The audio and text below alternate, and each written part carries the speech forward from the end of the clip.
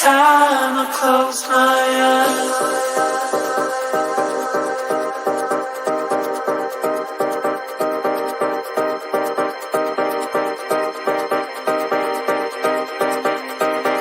every time I close my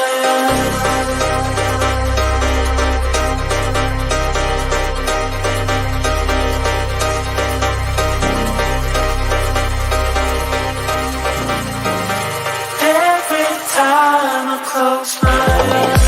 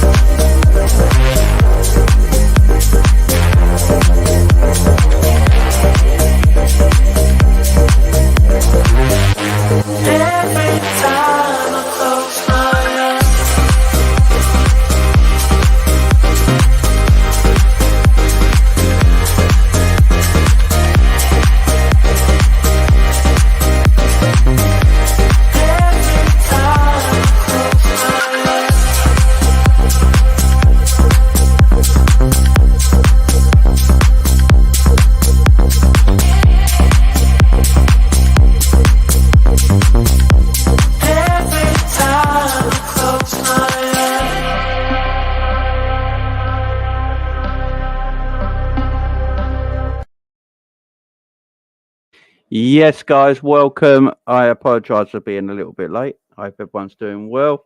Yeah, guys, so we've got a lot of talk about today. We're going to talk about Mo Salah's situation today. We're going to talk about the Jude Bellingham stuff that came out overnight this morning. And Oxlade-Chamberlain possibly going to Brighton as early as this January for absolutely nothing. So Brighton are willing to take Oxlade-Chamberlain this January, but they are not wanting to pay for him. So they're asking Liverpool if they can have him for free from this January. So, yeah, quite a lot of talk about, guys. Quite a lot of talk about. I hope everyone's doing well. Big up to everyone in the house. Yeah, so quite a few things to talk about. Obviously, Mo Salah. We're gonna have to talk about Mo Salah in a bit. You know, there's I've been saying it for a while. Mo Salah is not performing at this moment in time. I don't think he's performed well for about 12 months. Yes, he will score goals and that, but his all-round gameplay is not at a standard right now for where we need him and what we want him to do as well. It's just not at a standard anymore. And I think he's getting away with a little bit of, you know, because of what he's done in the past, the credit he's got in the bank and all that, which is undoubtedly, you know, he's deserved that. Don't worry about that. He has deserved the credit he's got, but we can talk about it. Obviously the Jude Bellingham stuff, that's Jude Bellingham, the Liverpool. It looks like that could be happening. Apparently here, and Julian Ward is now talking to Jude Bellingham and his representation. It's up to Liverpool to fork out the money. Klopp's apparently ringing Borussia Dortmund every single day of the week to know how Jude's going on. All the groundwork's been put in. All the groundwork has been put in. It's now just up to Liverpool to pay the money, man. It's up to Liverpool to pay the money. And then Oxlade-Chamberlain going to Brighton is the other news, guys. So Oxlade-Chamberlain, it looks like it's come to the end of his Liverpool career. His time at Liverpool is over. It is finished. It is done. And Brighton apparently coming out today, news coming out today that we don't know how true it is. We're going to look into it a little bit. But Brighton want Oxlade-Chamberlain. They don't want to pay any money for him. They are willing to wait till the summer to get him for free, but they're willing to take him this January off Liverpool's hands if they can have him for free this January and just terminate his contract. Now, I think it's a bit of a weird signing for Brighton, personally. It don't make sense to me with the scouting that Brighton do, the players Brighton have got in. You know, you got McAllister and Caicedo there. You've already got Adam Lallana there, who's 34, as his injury issues. bringing in Oxlade-Chamberlain makes no sense to me. The only reason I think they might want Oxlade-Chamberlain this January is because they're fearing that Caicedo might leave this January. So if that's their feelings, they might want to just have a body in midfield. But it's a weird one. Don't make a lot of sense to me, to be fair. But we'll talk about that in due course as well, and all the other stuff that is in the Liverpool news right now. But big up to everyone. Hope you're all doing good. Big up Rangerbot, Chris, Bailey, Vic, and I hope you're all doing well. Vincent Vega in the house 6 times. John Conway, 60. How you doing? Ravi, Bailey, Ryan. I hope you're all doing well, guys. I hope you're all doing well. Cavi's in the house as well. The Mellow stuff is a bit mad. Just seen it back. Oh, is that the Arthur Mello?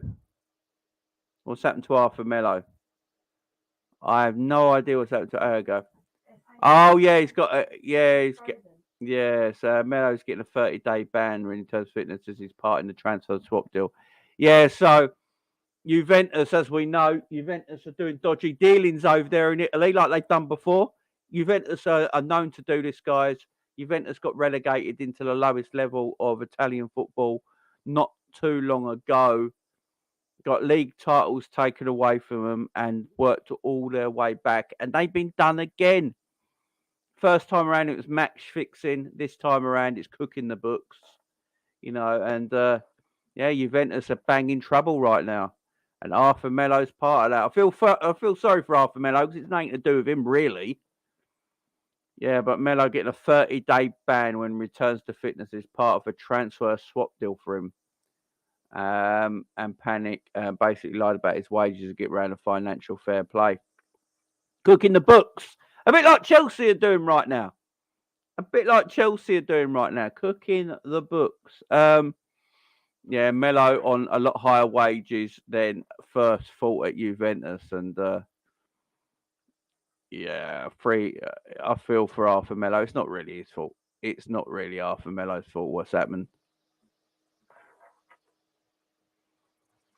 How does that help us? So letting not go for free. Brighton are crazy even suggest that. Well, I don't know. Big up Frank, how you doing, mate? Hope you're well, Jamie. Melo's been a disaster, mate. He has. Let's raid them for Chiesa. Would you touch a Juventus player right now? This is a problem. I saw people talking about this yesterday. Going like all the clubs, like all fans were going, that's all going to Juventus to buy all their best players then because they're an absolute mess. And everyone's like, would you actually touch a Juventus player right now? Seriously. Would you go and touch a Juventus footballer right now, knowing what's happened at Juventus? You just don't know. You just don't know, do you?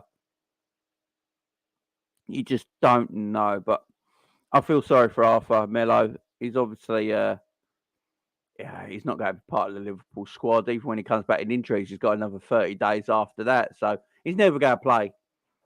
He's unfortunately never going to play for the Reds again. So, yeah, I feel for him.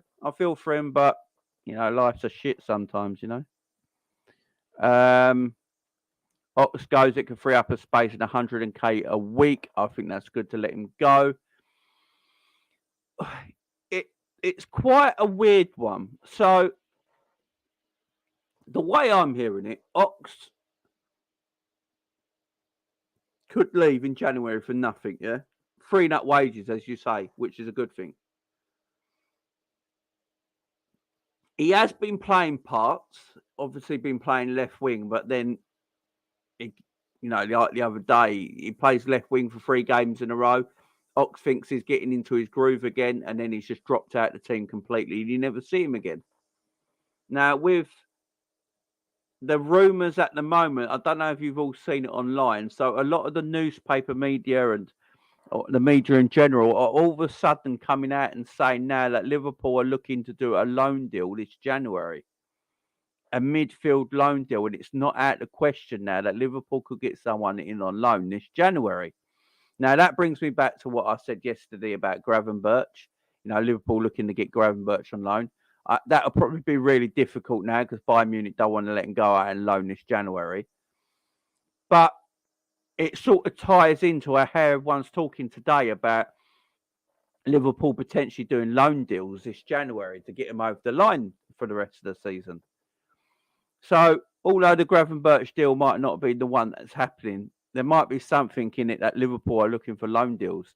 And if they're looking for loan deals, they need to release players. So maybe Oxlade-Chamberlain, and then you got the news of Oxlade-Chamberlain went to Brighton.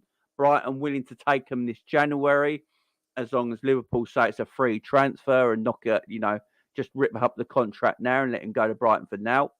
You release the 120 quid worth of wages. He goes to Brighton. That could be something that Liverpool are looking at right now and thinking, you know what, we need someone in. We could let Ox go. Just release the wages from Ox. I mean, they're going to get no financial money out of him. What's the point of keeping him for 6 months? And here's the thing as well. What is the point of keeping Ox for the next 6 months when Klopp don't use him anyway? So if Klopp ain't going to use him, you might as well just let Ox go. Because he's going to go for nothing anyway in June the 1st when his contract runs out. On the 1st of June, Oxlade-Chamberlain can go anywhere he wants. Liverpool going to get no money for him, and Klopp ain't really going to play him much. So he's only going to be a bit part. He play minutes here and there. So in theory, you might as well let him go if they're thinking about bringing a lone midfielder in. It's an interesting one, guys. That's an interesting one to think about. Obviously, as well, people like Gravenberch, when you're under 21, you don't have to be registered, obviously, because you're an under 21 player. So, but I don't know about Champions League. I know UEFA have got different rules, ain't they? So I'm not quite sure in the UEFA ruling for it. But I know there's no like that you can play for the same 2 different teams in the Champions League year now. But I don't know about registration. So we might need to get rid of Ox. So it might help, guys. It might help. Yeah, it might help. Big up on the Steel Super Chat. I have a feeling our midfield will be Man, Jude, and Bajcetic and Nunes. Don't be surprised if Fabinho leaves and Ox and Naby will leave. Yeah, I can see. Big up to you, honesty. I think Ox is definitely on his way. Naby Keita. I've got a feeling though Naby Keita's going to sign a new deal. I don't know what it is, but it's something in the back of my head saying Naby will sign a new deal. I don't think they've given up on Naby just yet. I think the club are giving up on Ox. Ox can go. But I literally think with Naby, they're looking at it and thinking, he's too much a decent player. Cost us too much. We've got to somehow retain him a little bit. So, yeah, look out. I don't know if the Keita one's completely dead in the water yet, guys. I don't think it's completely dead in the water yet. It's one to keep our eyes on. Chris says, spot on, mate. Chamberlain only played it as a few shots as a left effing winger, man. Yeah, man, it's just, he ain't got a place. So you might as well let him go, Will Prowse is a good footballer. I like him. We've been using him, though. Yeah, and then he's not seen again. Do you know what I mean? He played left wing. Gakpo and Darwin came back, and, Ox, he's not seen again. It's a bit like Carvalho. He plays Carvalho for 1 or 2 games. Looks quite decent. And then Carvalho don't even make the next 2 squads.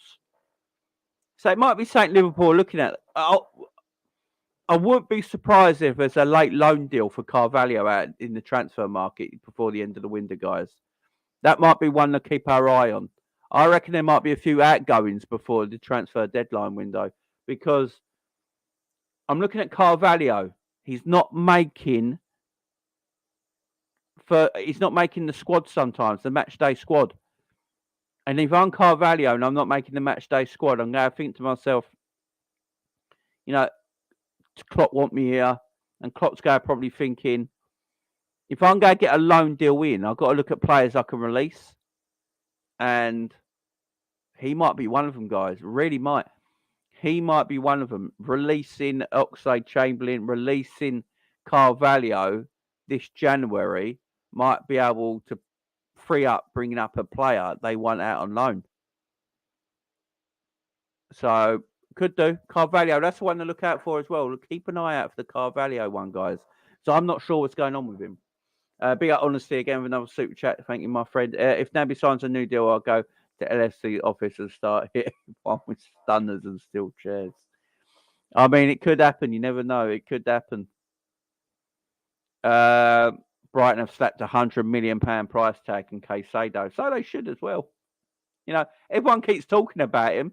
You know, Brighton don't have to sell him, man. Brighton have got money. They don't have to sell him. And if you want him, you're going to have to pay for him. Good for Brighton. Why should Brighton let their best players go cheap? Do you know what I mean? Why should Brighton let their best players go cheap? I've got no problem with it at all. Klopp don't know how to get the best out of him. We'll let him go back to Fulham. Loaning Carvalho, get money and him developing is a great idea. I think it's something that might happen, guys.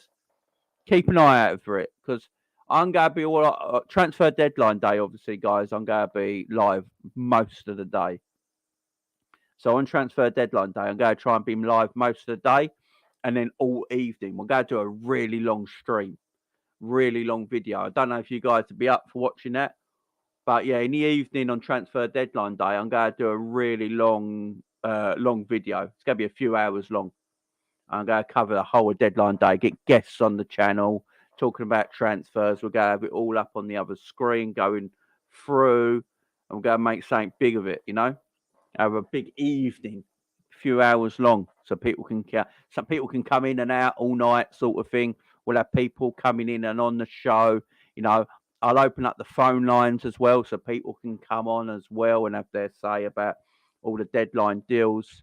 You know, it's something I feel like doing. I've been wanting to do it before, but never really had the time to do it. So I couldn't do it in the summer because everything that was going on. But I really want to do it this January. So look out for that on deadline day, guys. Massive long shows. Yellow tie, you know. I ain't got a yellow tie, but I might find a yellow shirt. I'll get a yellow shirt. In fact, I might even buy myself a yellow tie just to take the piss. Yeah, I'm there. I'll give it a go, man. I'll give it a go, no doubt, no doubt. Ox and Cater weren't registered. That is true for Champions League places. After Jan, we are only allowed 3 new players to be registered. It makes sense letting Ox go if he can't be registered for Champions League. It's true. That is true. Yeah, I mean, I'm trying to think. Yeah, Carvalho's. See, I don't know. In the Champions League, in UEFA's ruling, what is the age ruling for being registered? The under 21s need to be registered for Champions League competition, or is that like the league? They don't have to be registered. If you know, let me know because I'm not always up to date on these things because it always changes every fucking year, don't it? Cater's the one. I think Cater gets re-registered for the Champions League. I don't know about you guys. I think Cater gets re-registered for the Champions League. What do you guys think? Because Ox and Cater wasn't registered before, but I know before the knockout stages start, you have to register your players again, don't you? So I think Cater gets registered, guys. I think Cater goes in, Ox stays out, and I don't know about the under 21s. No, under 20s don't need to be registered. There you go. Under 21s don't need to be registered. Let me just get honestly super chat here. I've read that one, I think. Oh no, I haven't. Let me just get G in the stream as well. Big up the G. How you doing, my man? Yeah, not too bad, man. How are you? Yeah, not bad, man. Not bad. Lion Carvalho, like we did to Elliot. Now Elliot is a big part of our squad. Don't forget Thiago, Hendo aren't the youngest anymore. Yeah, I mean Hendo looks older than Milner. I'm not saying something. Yeah, we're just talking here about Carvalho, and I was just saying to the guys in the chat, I wouldn't be surprised if we hear something. Keep our eye on Carvalho to be loaned out before the end of the transfer window. Yeah, it would make sense. Because there's news filtering through at the moment from the club that they're looking to get a loan player in this January now. Right, and then this news comes about the Ox today to Brighton. Brighton are willing to take the Ox this January if Liverpool tear up his contract and take him for a free, which I think Liverpool should just do. If someone's willing to take him this January, Mm. and his contract runs out in the summer. How much is Klopp going to use him anyway? Yeah. So I would let him go. It frees up room. It's 130, 40 grand off the wage bill. And then you can look at loaning someone in, And with Carvalho, my worry about Carvalho is that he plays 1 or 2 games, looks okay.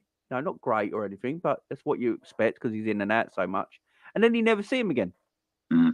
And he didn't make the last couple of match day squads, don't think. So I'm thinking, would they look at letting Carvalho go, letting Ox go? You're hearing rumours about Nat Phillips might go this January. They've recalled Reece Williams from loan from Blackpool. What do you reckon, G? It would make sense letting Carvalho go out on loan. I said this before, man. Klopp's crap when it comes to young players. Doesn't know how to use them. Not good at bedding them in. Can't really function with them. So his best bet was always to do what Chelsea kind of always done, which is get all these players, just loan them out. It's easier. Big up honesty, by the way. Top G, Yeah, just loan them out. It would be like Calvin Ramsey, loan them out. Like, you don't trust them enough in the first team, which is fine. Like, I've got no beef if you don't trust them. They're young, so I don't expect you to put all your eggs into one basket. But yeah, just loan him out, get him some minutes, because otherwise he's just gonna be playing, here and there. Unless there's an injury, then he might come in. And I just think we're wasting a lot of this. The young talent that we do have, we are wasting a lot of their time. So yeah, loan them out, let them get minutes, and I think they just come back better players, man, when they've had more experience. Like players like your Curtis Jones, I feel like that's such a waste. Him being at Liverpool is such a waste of time. He's better off getting some minutes, getting games under his belt, consecutive games. Let him have, 3 games on the bounce where he's absolutely crap, but he gets that 4th, 5th, 6th game to rectify it, kind of thing, and he's playing in a team that might suit his talents and. All of that, man. I think that'll be better for Liverpool moving forward. And we might see players like Tyler Morton, Elliott, they've all gained experience, and they've inevitably, I don't know about Morton too much, but Elliott's come back probably a better, or would I say well-rounded player now that he's had the time on loan, got some minutes, been kicked about for about 10 games in a row. Do you know what I mean? So I just think it'll be better moving forward for Liverpool, man. Yeah, I agree. It's an interesting one with the youngsters, ain't it? Because as you say there, Curtis Jones had 7 starts in 2 years, which is 7. You got a one. I mean, a lot of that is injuries. Obviously, he's very injury prone, but you also got to think he played really well against Napoli, didn't he? That game when he played left wing, he actually played I thought a really decent game, right? And then he just disappears. And it's like, what's he done wrong? But Harvey Elliott is the one who stays. Harvey Elliott. So it tells you that what that tells me is that Klopp don't rate any of the others. Simple as that. It's as simple as that. Because Harvey Elliott got that big injury, that big injury where he fractured his ankle and dislocated it, and that horrible injury. As soon as he was fit, he was put straight back in the team. No messing around. And then Klopp could tell he weren't quite right, and he left him till the end of the season to start again this season. But as soon as this season starts, bang, Harvey's in the team. And he's playing everywhere. He plays central midfield, plays right wing, left wing the other day. Klopp rates Harvey. He doesn't rate, as far as I'm concerned, he doesn't rate Curtis. He doesn't rate Carvalho. He doesn't rate Ramsey. Because Harvey's the one playing. We're talking about Harvey played when he was 17. People are talking about how young Ramsey and all. So Harvey was in the team at 17, man. Performed and Klopp plays him. So yeah, Klopp is it is his pet project. I think Connie's got it right. Yeah, I think Elliot it is Klopp's pet project. I think he sees a lot in him. And the thing is, the worst thing about it, I don't even have a problem with that either. Like, why would you really? If you trust in a young player enough and you think he can do a job in the team, then we're all for it. Yeah, of course. Like, let him do his thing in that sense. The problem is that it's like I said, man. Like Jones, it's probably more the other players and the sheer fact that I guess your best young player is Elliott, who I don't really feel is that. Let's put it this way: if Liverpool do what they're supposed to do in the summer, where does Elliot go? Do you know what I mean? Elliot's got to start thinking, shit, I'm going to need to. I mean, I can stay and obviously try and, get into the first team and stuff like that, which obviously people will say, yeah, that's a brilliant attitude. But at the same time, from a selfish point of view, you're 19, you need the game time, because you're at that age where, especially when you've been playing for so long, you're at that age where you kind of need to continue it. Having time out in the team might not be best for you. So what do you then do in the summer? That's obviously if, we get all the midfielders that we're supposed to get. Right wing, maybe you can go there. I prefer if we just signed another right winger than having Elliot in there and having maybe it's like Ben Doak as like backup to that, to be honest. And then you've got Salah, your new right winger, and then Doak. So then Elliot's going to be the one I think he might just accidentally miss out. But I've got this theory in my mind that that's going to be one of the reasons why we don't sign as many midfielders as everyone wants us to sign. Because as you said, Elliot's his pet project, man. He doesn't want to stop that. So I think he's going to, I agree, Francisco. I agree. He's going to become the right wing backup. Do I think it's good enough? No. I think we should be doing better. But if we don't make Champions League and money and so many different components, and this is why I just think Liverpool at the moment is just, they've everything they've done at this point now for the last year, probably they've just done everything just wrong. Like everything about the football club is just wrong. Nothing really making sense. The deals, the behind the scenes, the management, the tactics, everything is just, you wouldn't think this is a club that, 3 years ago won the Premier League.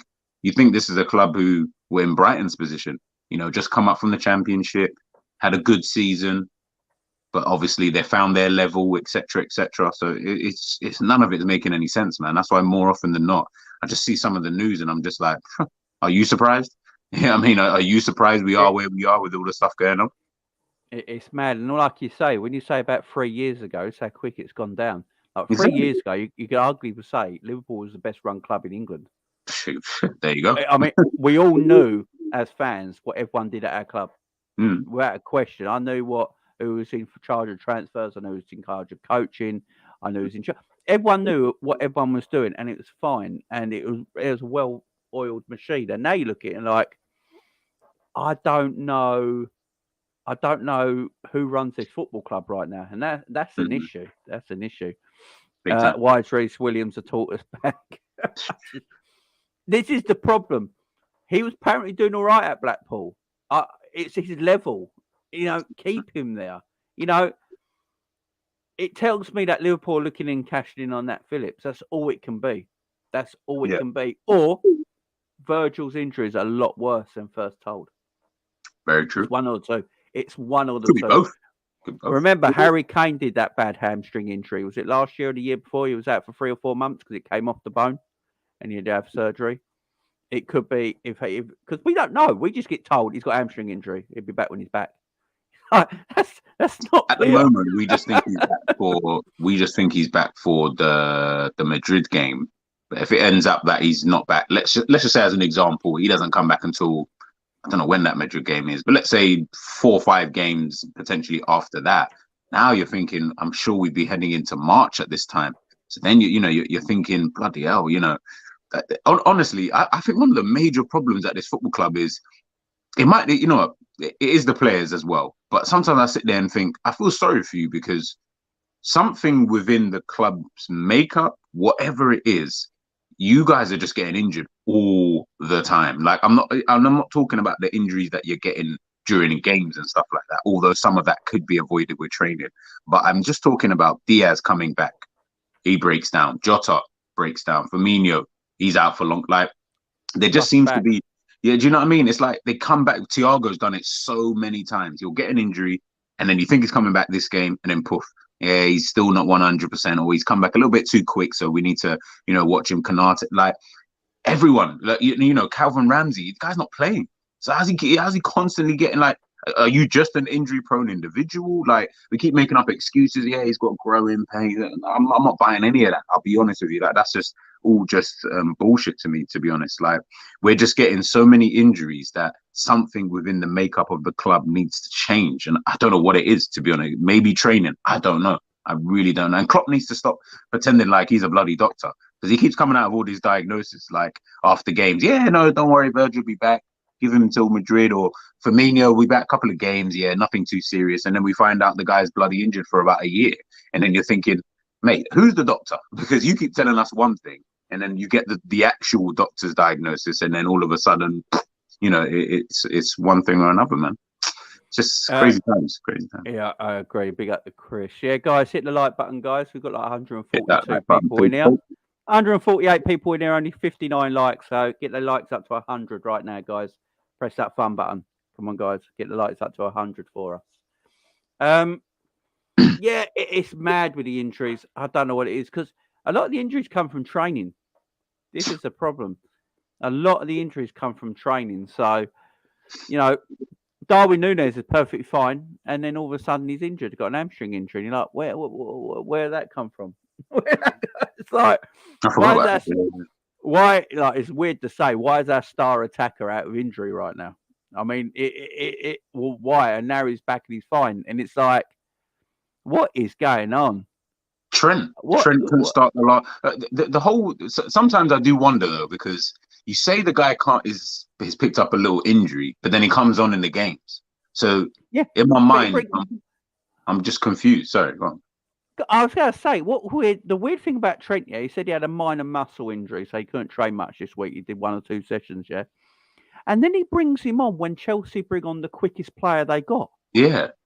So he's got a muscle injury, a minor muscle problem. You don't want to go, I'll tell you what, I'm going to put on Trent now because Chelsea have put on their quickest player down the wing that Trent's going to have to defend against. That don't make no sense. So... that makes. I said it to my wife when we were watching the game. I said, "Why is he making that sub? That don't make sense to me." He said he had a muscle injury. Now, I don't want someone who apparently had a muscle injury and didn't train all week to then go up against a rapid player playing down the wing. And it's not like Trent's like quick. Like it's not like he's like a Carl Walker where you're like, all right, you know what? I just need to match him. Trent's kind of slow. Yeah, Trent's not actually that quick, is he? I think people just assume Trent's quick. When you look at him, I think everyone just looks at him and go, "Right, he's obviously quick." It's like, no, he ain't. No, he's not. He's really not. Trust me, I've seen him up against. I don't think there's much between him and Milner for pace. I've been watching Milner right back. I will back you there. I even think Milner's got a better acceleration than Trent. Trent might be potentially better over long distances, maybe. Yeah. And even then, I don't. The thing is, with Trent, it's not about his pace anyway. So I'm not going to get on something that you're not quick. It's not really about your pace, for his skill set. But yeah, I've never ever thought he was a quick defender. I've always thought, yeah, if you come up against anyone with just like, and I'm talking speed of maybe, I don't know, man, just even like a Matic would burn him in a race, like would completely kill the guy in a race. And Matic's not the fastest in the world. Kind of thing. I just think he's just got a stride, don't he, Matip? Yeah. Obviously, he's quite tall, and I just think with someone like Trent, I don't know. To be honest, I don't know. I'm not the.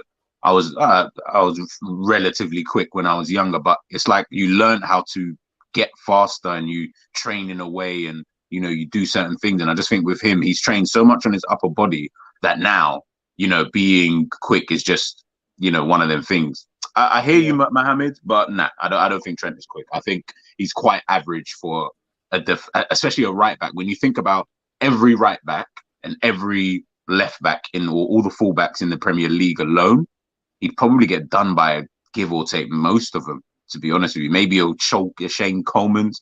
He might be in a foot race, maybe, but even they've got relatively good acceleration. Yeah, it's a weird one with Trent. It's weird. I literally think he was a little bit quicker a couple of years ago, Trent. Probably was. He had less weight on him. Yeah, he looks like he's got too much weight on his legs now. Yeah, man. Yeah, I don't think Trent's got the frame to have the weight on. That's the thing. Too top heavy. Yeah, he's meant to be more athletic looking now. I think that's what would help him as well. But yeah, let's get to Mo. We need to talk about Mo Salah. Like, I got it in the title of the video. So, look, I was speaking about Mo Salah yesterday. Yeah, me and Cav were talking about Mo Salah yesterday, right? And you should have seen the DMs I got after.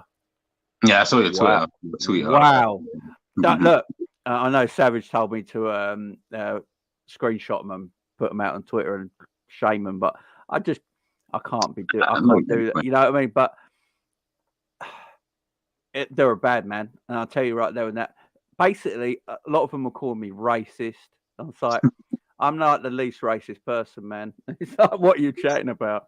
I don't. Would I have G on the show if I was racist? You know, it's just It's like when you what? go, the people will always use the race card when you go against. When you go against just anything that is an opposition, you know, for them, they're like, yeah, well, he must be racist because he doesn't like. It's like, no, I just don't mad.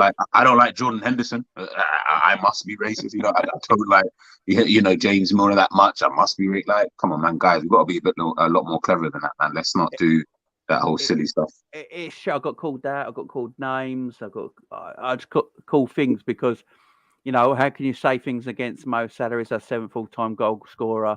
What, you an idiot? You know, he's had one bad year. And it's like, look. No, he hasn't. So you know, sorry, Jim. I got to stop you. I'm gonna defend him back here.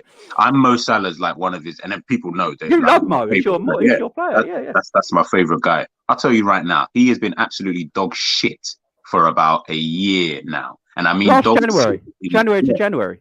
January to January, he has been dog shit. Anyone who says otherwise, I can tell for a fact you haven't been watching Liverpool long enough. Stop looking at his stats. Stop looking at his numbers, because it's only going to make you think something that isn't actually true. He's been shit since AFCON. I don't know what it is. I can't tell you. I don't know why, but he's been crap. His performances have been embarrassing. He calls himself an elite player, but he's not performing like it. We are a hindrance with him on the field than we are actually off it. I think, to be honest with you, we're looking at it now, and Jamie just said it a minute ago. Our star player was out, obviously injured, in Darwin Núñez. Darwin Núñez has now taken the mantle of the player that we need to look to for someone who's going to potentially win us games and get us goals. I'm not saying Mo can't score. I'm not saying his stats are not good. They're going to be good. When you've got someone else doing the running for you and doing everything for you and then putting it on a plate, of course you will be. Of course, because he's good at finishing enough to get these goals and get the tap-ins, and he's quick. So yes, of course. But if we're really looking at his performances, he's been shit. If we sold him in the summer, I'm definitely, and he's, like I said, he's my favorite player. I promise you, I wouldn't be batting an eyelid, because I'll say, look, clearly your time's done, mate. And guess what? I don't really care about you enough to be sitting there crying about it if you left the football club, if I knew we were getting in someone else of better quality, or you know, equal enough quality. But if we're not, obviously, I'm not going to sit and be like, yeah, get rid of Mo and get in who kind of thing. It's not going to be that. But we need to stop being so bloody sentimental with our players, man. There's a lot of these players who are coming to the end, if not at the end. Mo's not at the end, not yet. I do believe that he is just one of those players that now he needs to start learning. If he wants to be called this elite player, if he wants to be called this world-class player and all these kind of different things, he needs to understand what Messi did, what Messi done, what Ronaldo did, what others have done before him, which is Pirlo, Xavi, Iniesta, Cruz, Modric. Those elite players, which Mo falls not in that bracket, below it, he needs to adapt his game to whatever's going on, whatever that may be. He just needs to learn to adapt his game. If he doesn't want to do that, guess what, mate? You can be the 3rd highest goal scorer for Liverpool. No one gives a shit about that. That doesn't faze me at all. No one cares, because those records mean nothing. Because if you're not winning anything, you're not doing anything for your club. Obviously, he's not going to be a Harry Kane because he's won trophies, but it's almost the same effect. Harry Kane's got all of these goals, all of these things. He just beat Jimmy, what's his face, or he will level Jimmy's record if he scores against Preston. What's he sitting with? 0 trophies. Is he going to go down as an all-time great? If we're talking about strikers, nah, he won't. He'll go down as, nah, he was a good striker, though. You know, he was someone who knew where the back of the net was. What was his trophy haul like? I know everyone says trophies are not everything, but they do mean 50 to 60% of what you do. If Mo wants to be the guy being paid 350, and I was the one I was beefing so many different people saying, no, let's get rid of Mane. We got to get Mo that contract. He'll do this, he'll do that. He's not doing it, guys. He's just not doing it. So let's just stop. I don't want to say the word, but you know what, riding, and actually look at his performances and see that he's not really performing well. Jamie didn't say anything that was like, oh my, like I thought, shit, that's a bit outlandish, isn't it? He's going, no, he's been shit for a year. Like, we've seen it, man. Let's get over that, man. If he's not doing well, sod off. I don't care. Like, I just want anybody who's not playing well for the team right now. you can sod off. No one's got a year to wait for you to get back to whatever level. We need to be doing it now. That's all I'll say. Yeah, I agree. I mean, big up to Demo as well as backing Mo, and I've got no problem with people backing Mo. Yeah, I I'll really back him ain't. too. He's a Liverpool player, but I will say, like the stats thing, like, would you say Man United are better this season with or without Ronaldo? Without Ronaldo, He got they're better 26 this goals. He got 26 goals last year. year. Yeah, I But know. they're probably going to finish in a higher league position without him this year And playing better football. and playing better football. And Ten Hag didn't want him. Mhm. You know, Ten Hag came to that club. The whole reason Ronaldo threw his toys out the pram is because Ten Hag didn't want him, and he's never met a manager who didn't want him. It's true. You know, Ronaldo's never met a manager who never wanted him. Ten Hag didn't want him. He saw a future without him. He saw. Look how well Rashford's playing now. I was just about to say. Yeah. You know, look how well Rashford's playing, and you know, Bruno Fernandes looks a better player when Ronaldo's not there. You know. Do you think it's maybe like players like a Ronaldo? I'm not saying Mo's like a Ronaldo level, but like he is our Ronaldo, if that makes sense, in terms of he's like the importance and the goals. Do you think it's a case of the burden of this player is almost now starting to hinder what we try to, because where we want to be more of a team, and it's maybe not about you anymore, it's more about Darwin Núñez now, and you know, Klopp maybe wants the midfield to play in a different way, and that doesn't really mean that we're going to go through you anymore, because you know, for the last like 5 years it's always been, if Mo isn't our top goal scorer, we're going to struggle for goals this season. Whereas now I think, yes, Mo's obviously going to be the top goal scorer, I think he is now anyway, but we've got goals elsewhere and we've got a threat on the other side now. Do you think that's almost becoming a bit of a burden, Mo just constantly being in the team like every game and he's not playing well? It very well could be. The thing is, like, Mo's never been dropped. Yeah. So we don't know how well we can play if Mo's not in the team. This is the thing. We've never experienced it really, because the man's fitness record is world class. Yeah, it's impeccable. You know? So we've never had to have this conversation before. So I'm just looking at Mo right now, and I'm thinking, is Mo in a way our Steven Gerrard? And I say that in a way because when we were in trouble, every player always looked at Stevie to get us out of it. Yeah. And I think we still look at Mo to get us out of trouble, right? Because he's as I say, he's our 7th all-time top goal scorer as a winger. That's mad, right? Mad stat, right? And I think Liverpool look at him to get. I still do it when I watch the game. I'm thinking, right, Mo will get us a goal and win us this game, or Mo will get us back in this game. I still think it now when I watch, because I've seen it. I've seen it for 5 years. Why, and I'm like that now. I used to do that with Stevie. All right, Stevie's going to get us out of trouble. He's going to score from 25 yards, or he's going to run past 7 players, put an assist in, and someone's going to score. You know, he's going to do something magical. And I think that with Mo sometimes. And I look at it and I think, do the players also think that as well? Do the players sometimes look at Mo and think, right, get the ball to Mo. Mo's going to do his thing and score. And he can't do it now. And this is the problem. This is not a dig at Mo. Age is a factor in life. Yeah. Right. And Mo is going to be 31 soon, I think. And when you're a winger, this is different from being a number 9, by the way. So I've had this. This is another argument people brought up with me. Oh, he's 31. Benzema's 36. So and so. Like, but they're out and out strikers. There's a difference, you know. Mo relies on his agility and pace because he plays out wide his whole career, right? And a style of play as a wide man to a number 9 is completely different. You know, he's looking at coming ball to feet, turning, go and try and run past your fullback, looking for overlaps of your fullback to make room for you, cutting inside, going out wide. It's a completely different movement as a player, just being that wide of the pitch. It is being central. Look at Lewandowski at 34. He doesn't really need to go anywhere apart from stay inside one post and the other. That's where he plays his game. He can drop deep a little time, but he ain't going out wide or anything. He's staying there, waiting for something to come into the box, and he'll get on the end of it. So you can be at that age as a number 9. Mo is playing in a way now that worries me a little bit, because Mo always comes for the ball now. He's ball to feet quite a lot now, and he never used to be.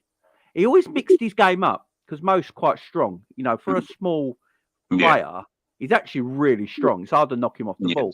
So he likes that. He likes that wrestle with them in the like. He likes defenders coming round. He wants to engage that. He likes that.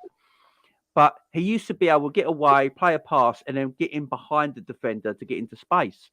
Now, when I watch Mo play a lot, he gets the ball, same thing, comes inside, gives the ball, gets the ball back again, and then just tries to run through defenders.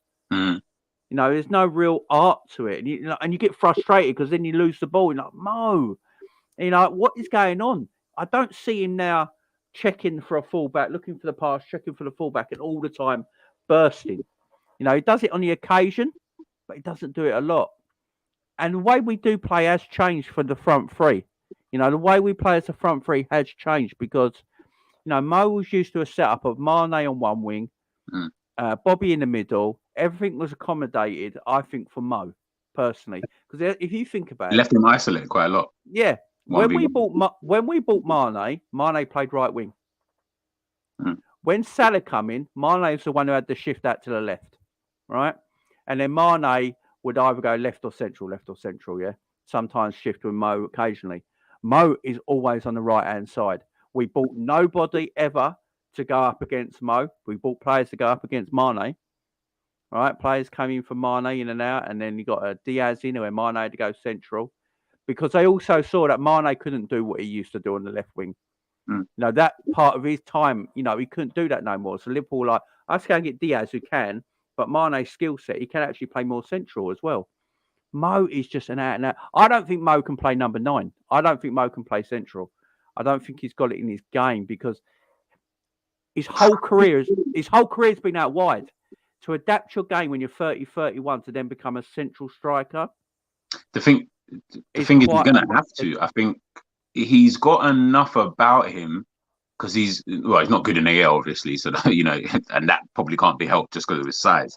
But I think he's got enough in his game that he's going to have to learn. Like, I get big up Demo, man. I get what you're saying. Like, you're bringing up a lot of stats, and I hear it. Like I said, his stats. Mo will score. You know what I mean. He would always score, but I think you're missing the point in terms of his actual performances. Like those, I think you named like 5 games that they were like really good games in spells. You know, as an overall game, not really.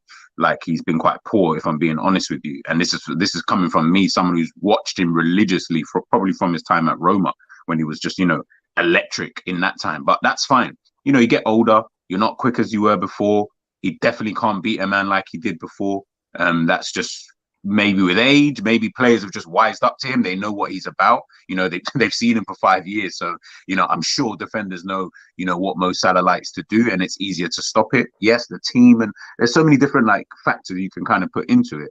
But the reality is what you're seeing now from Mo is either from Klopp or from Mo, but they just need to change what he actually, like his actual role on the pitches, and get him in a position in the game and in the team whereby you can just use his attributes best. I just think we use wingers that need to be quick, electric, get in the box and all of that stuff.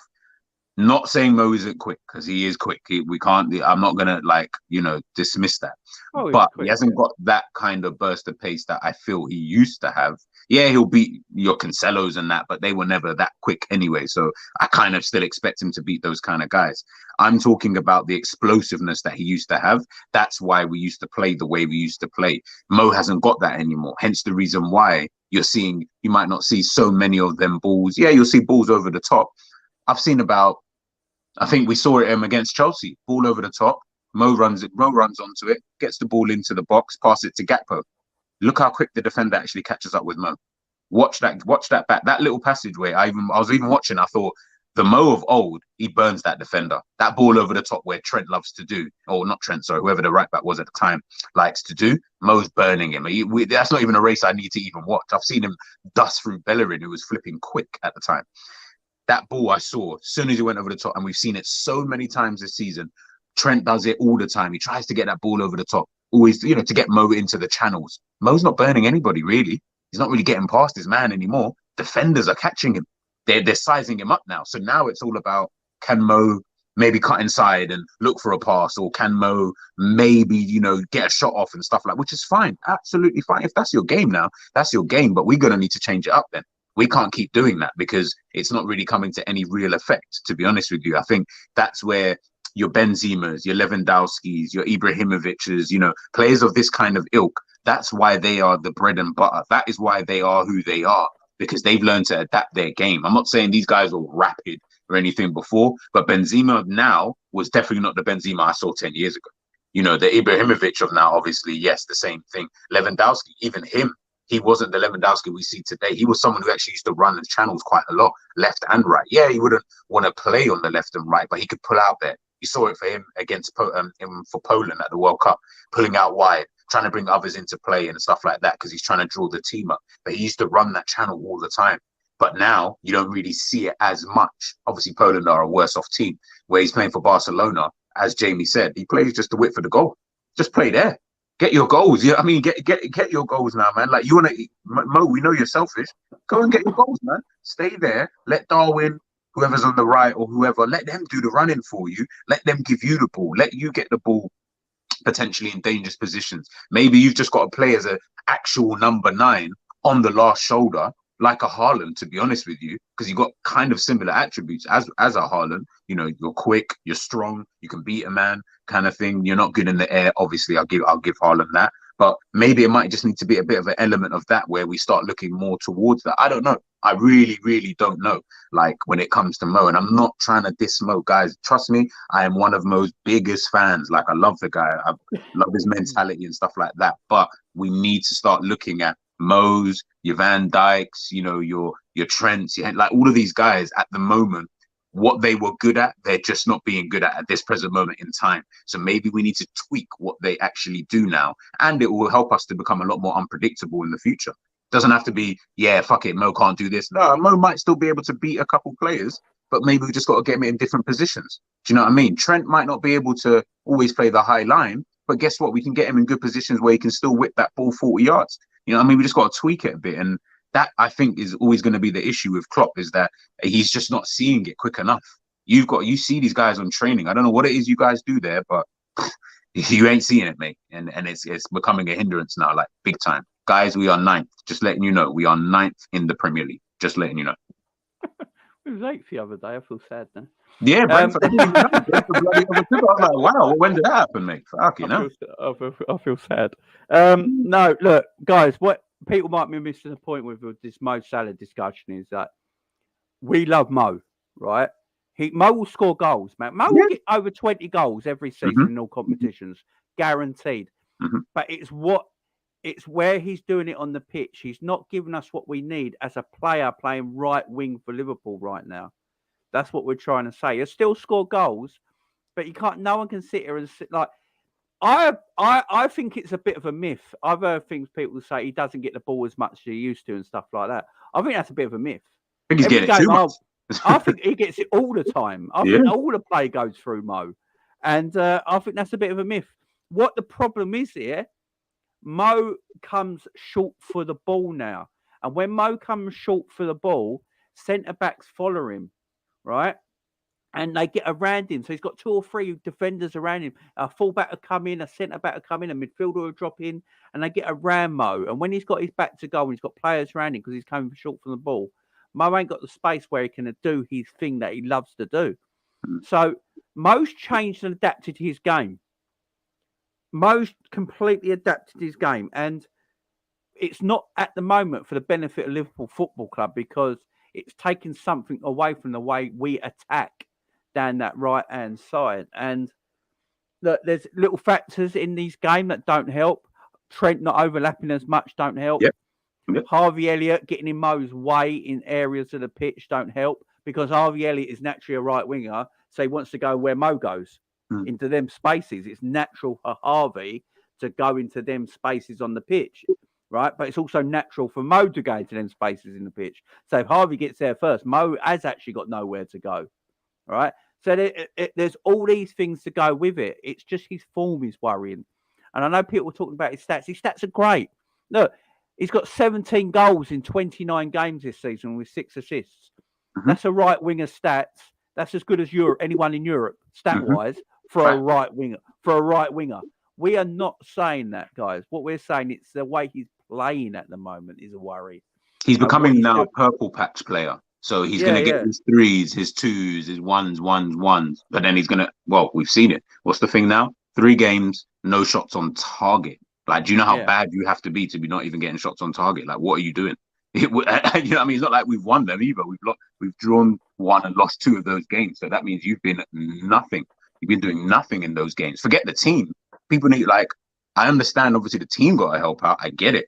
But we're looking at you as an individual. What are you doing for the team? And you're doing nothing. You're not even getting shots at goal. Like, even Darwin's getting shots at goal where I can at least say, I get it. You know what? At least he's getting shots at goal, blah, blah, blah. This guy's not even getting the shots at goal. You know what I mean? So Yeah, now it's exactly. just becoming thing. Again, guys, I'm not trying to get on to Mo. He's my favorite guy. Like, I really do like the guy. What I am saying is, and there was a comment there by LFC Aaron, it is a coincidence that Firmino, Mane, and Salah, you can see they've all kind of obviously just dropped off near enough at the exact same, give or take at the same time. Salah's like the last one left kind of thing. And of course, they've been doing this for 5 years. Same tactic, same style of play, same everything. They're all burnt out, man. Like, it's that time. And I don't believe a refresh is going to happen with these players unless we get a complete refresh in the team.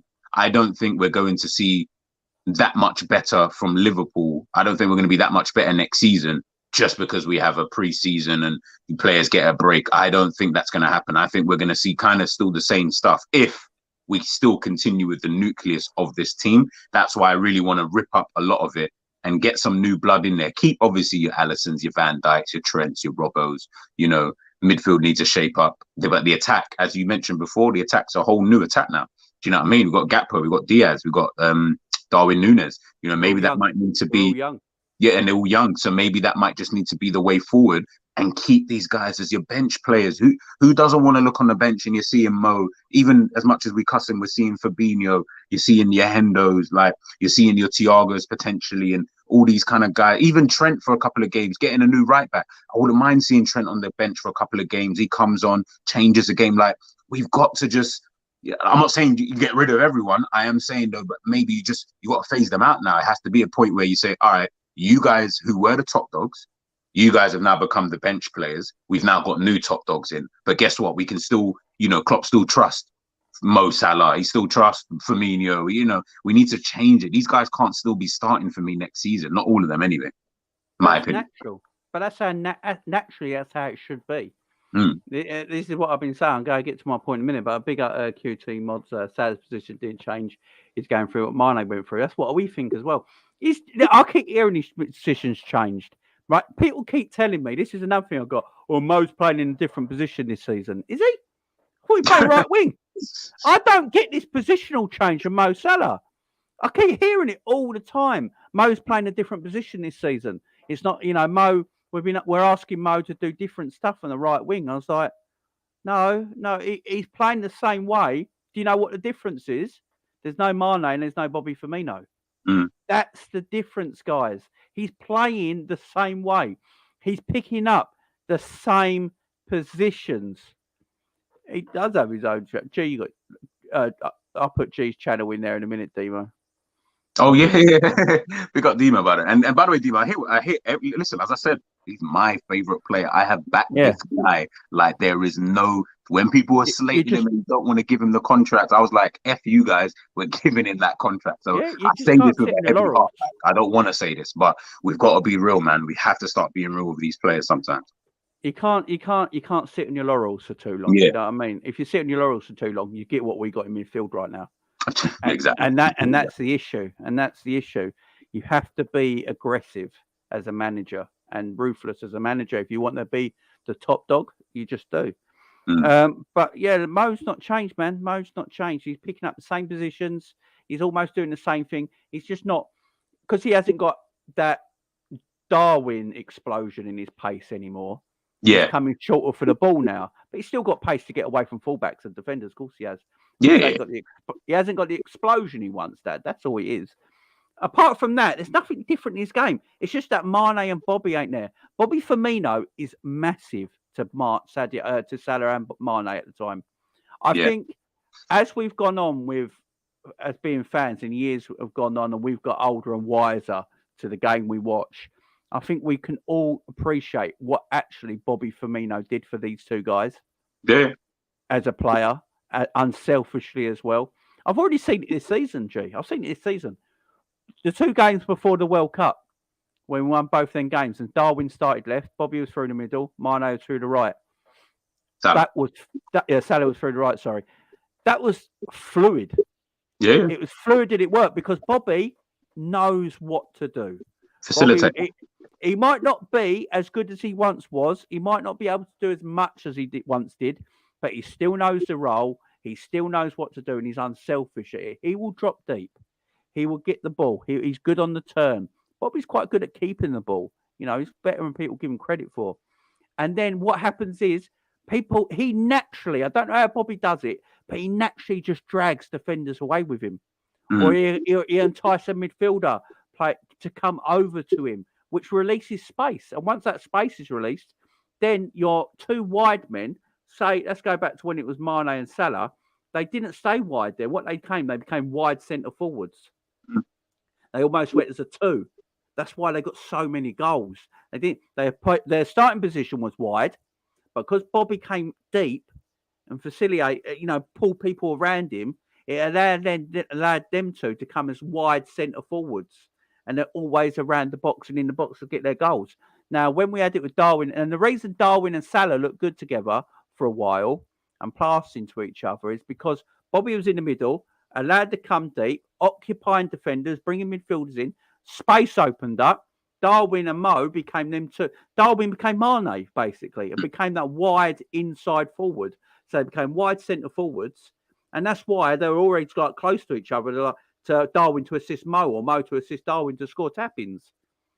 Because of Bobby in that position.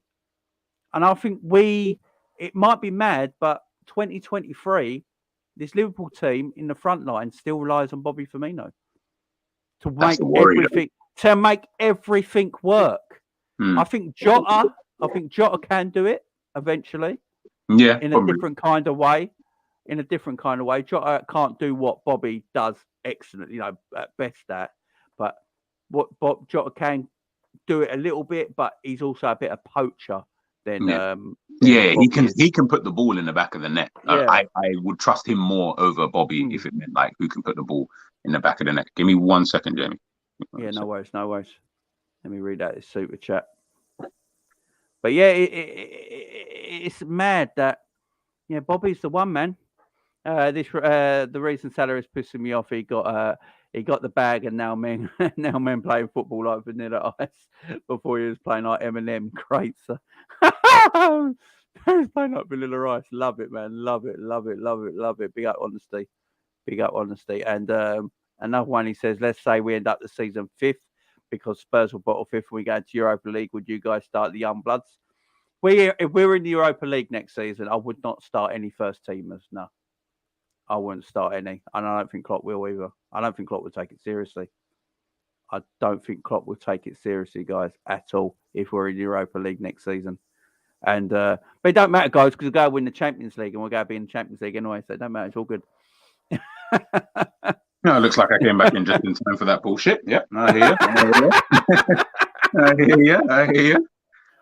Madder things have happened, G. Madder things have happened. Listen, look, I sat there as a kid and watched bloody 3-0 down at half time, wondering, are we going to be the most embarrassed team in the Champions League? That's what we all thought, didn't we? Yeah, of course. Listen, mate, we were 3-0 down at half time. It could have easily been more. I thought it was going to be about 6-7 because that Milan side was so good, and we came back and won. So you're right. Crazy things have happened. I wouldn't look. There's something about Liverpool in Europe. There is something about Liverpool in Europe which part of me won't. I know we've got Real Madrid in the next game. In a weird way, it's actually better getting Real Madrid earlier than it is later in Europe. Yeah, I've always said that. I said that before. They are prone to going out sometimes at this sort of stage. But if you get Real Madrid in a semis or a final, that's game over. You don't want that Real Madrid at all. You don't want it. There's some level of voodoo that gets involved when they get to that kind of round. Yeah, I mean, Liverpool, what is it? 3 finals in 5 years? I mean, it's a mad stat. I mean, yeah, winning one of them, but City are just trying to make a final at the moment. I think they made one under Pep, so all that money spent. So there is something about Liverpool and the Champions League which I won't ever go to against. It wouldn't shock me. Put it this way: it wouldn't shock me if Liverpool beat Real Madrid over 2 legs in Europe. It wouldn't shock me. I wouldn't be sitting there thinking, "Well, that is mad." But I'd sit there and think, "Well, this is Liverpool in Europe, man." Yeah, European royalty is Real Madrid at the top. Then it's AC Milan, Liverpool, and Bayern Munich. Yeah. No, when it comes to Europe, we are up there. Look, I think we'll win one of those games.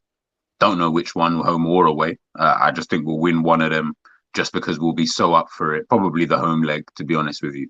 But then it just depends on how much we win. I don't know, home or away. Where are we at first? Home or away?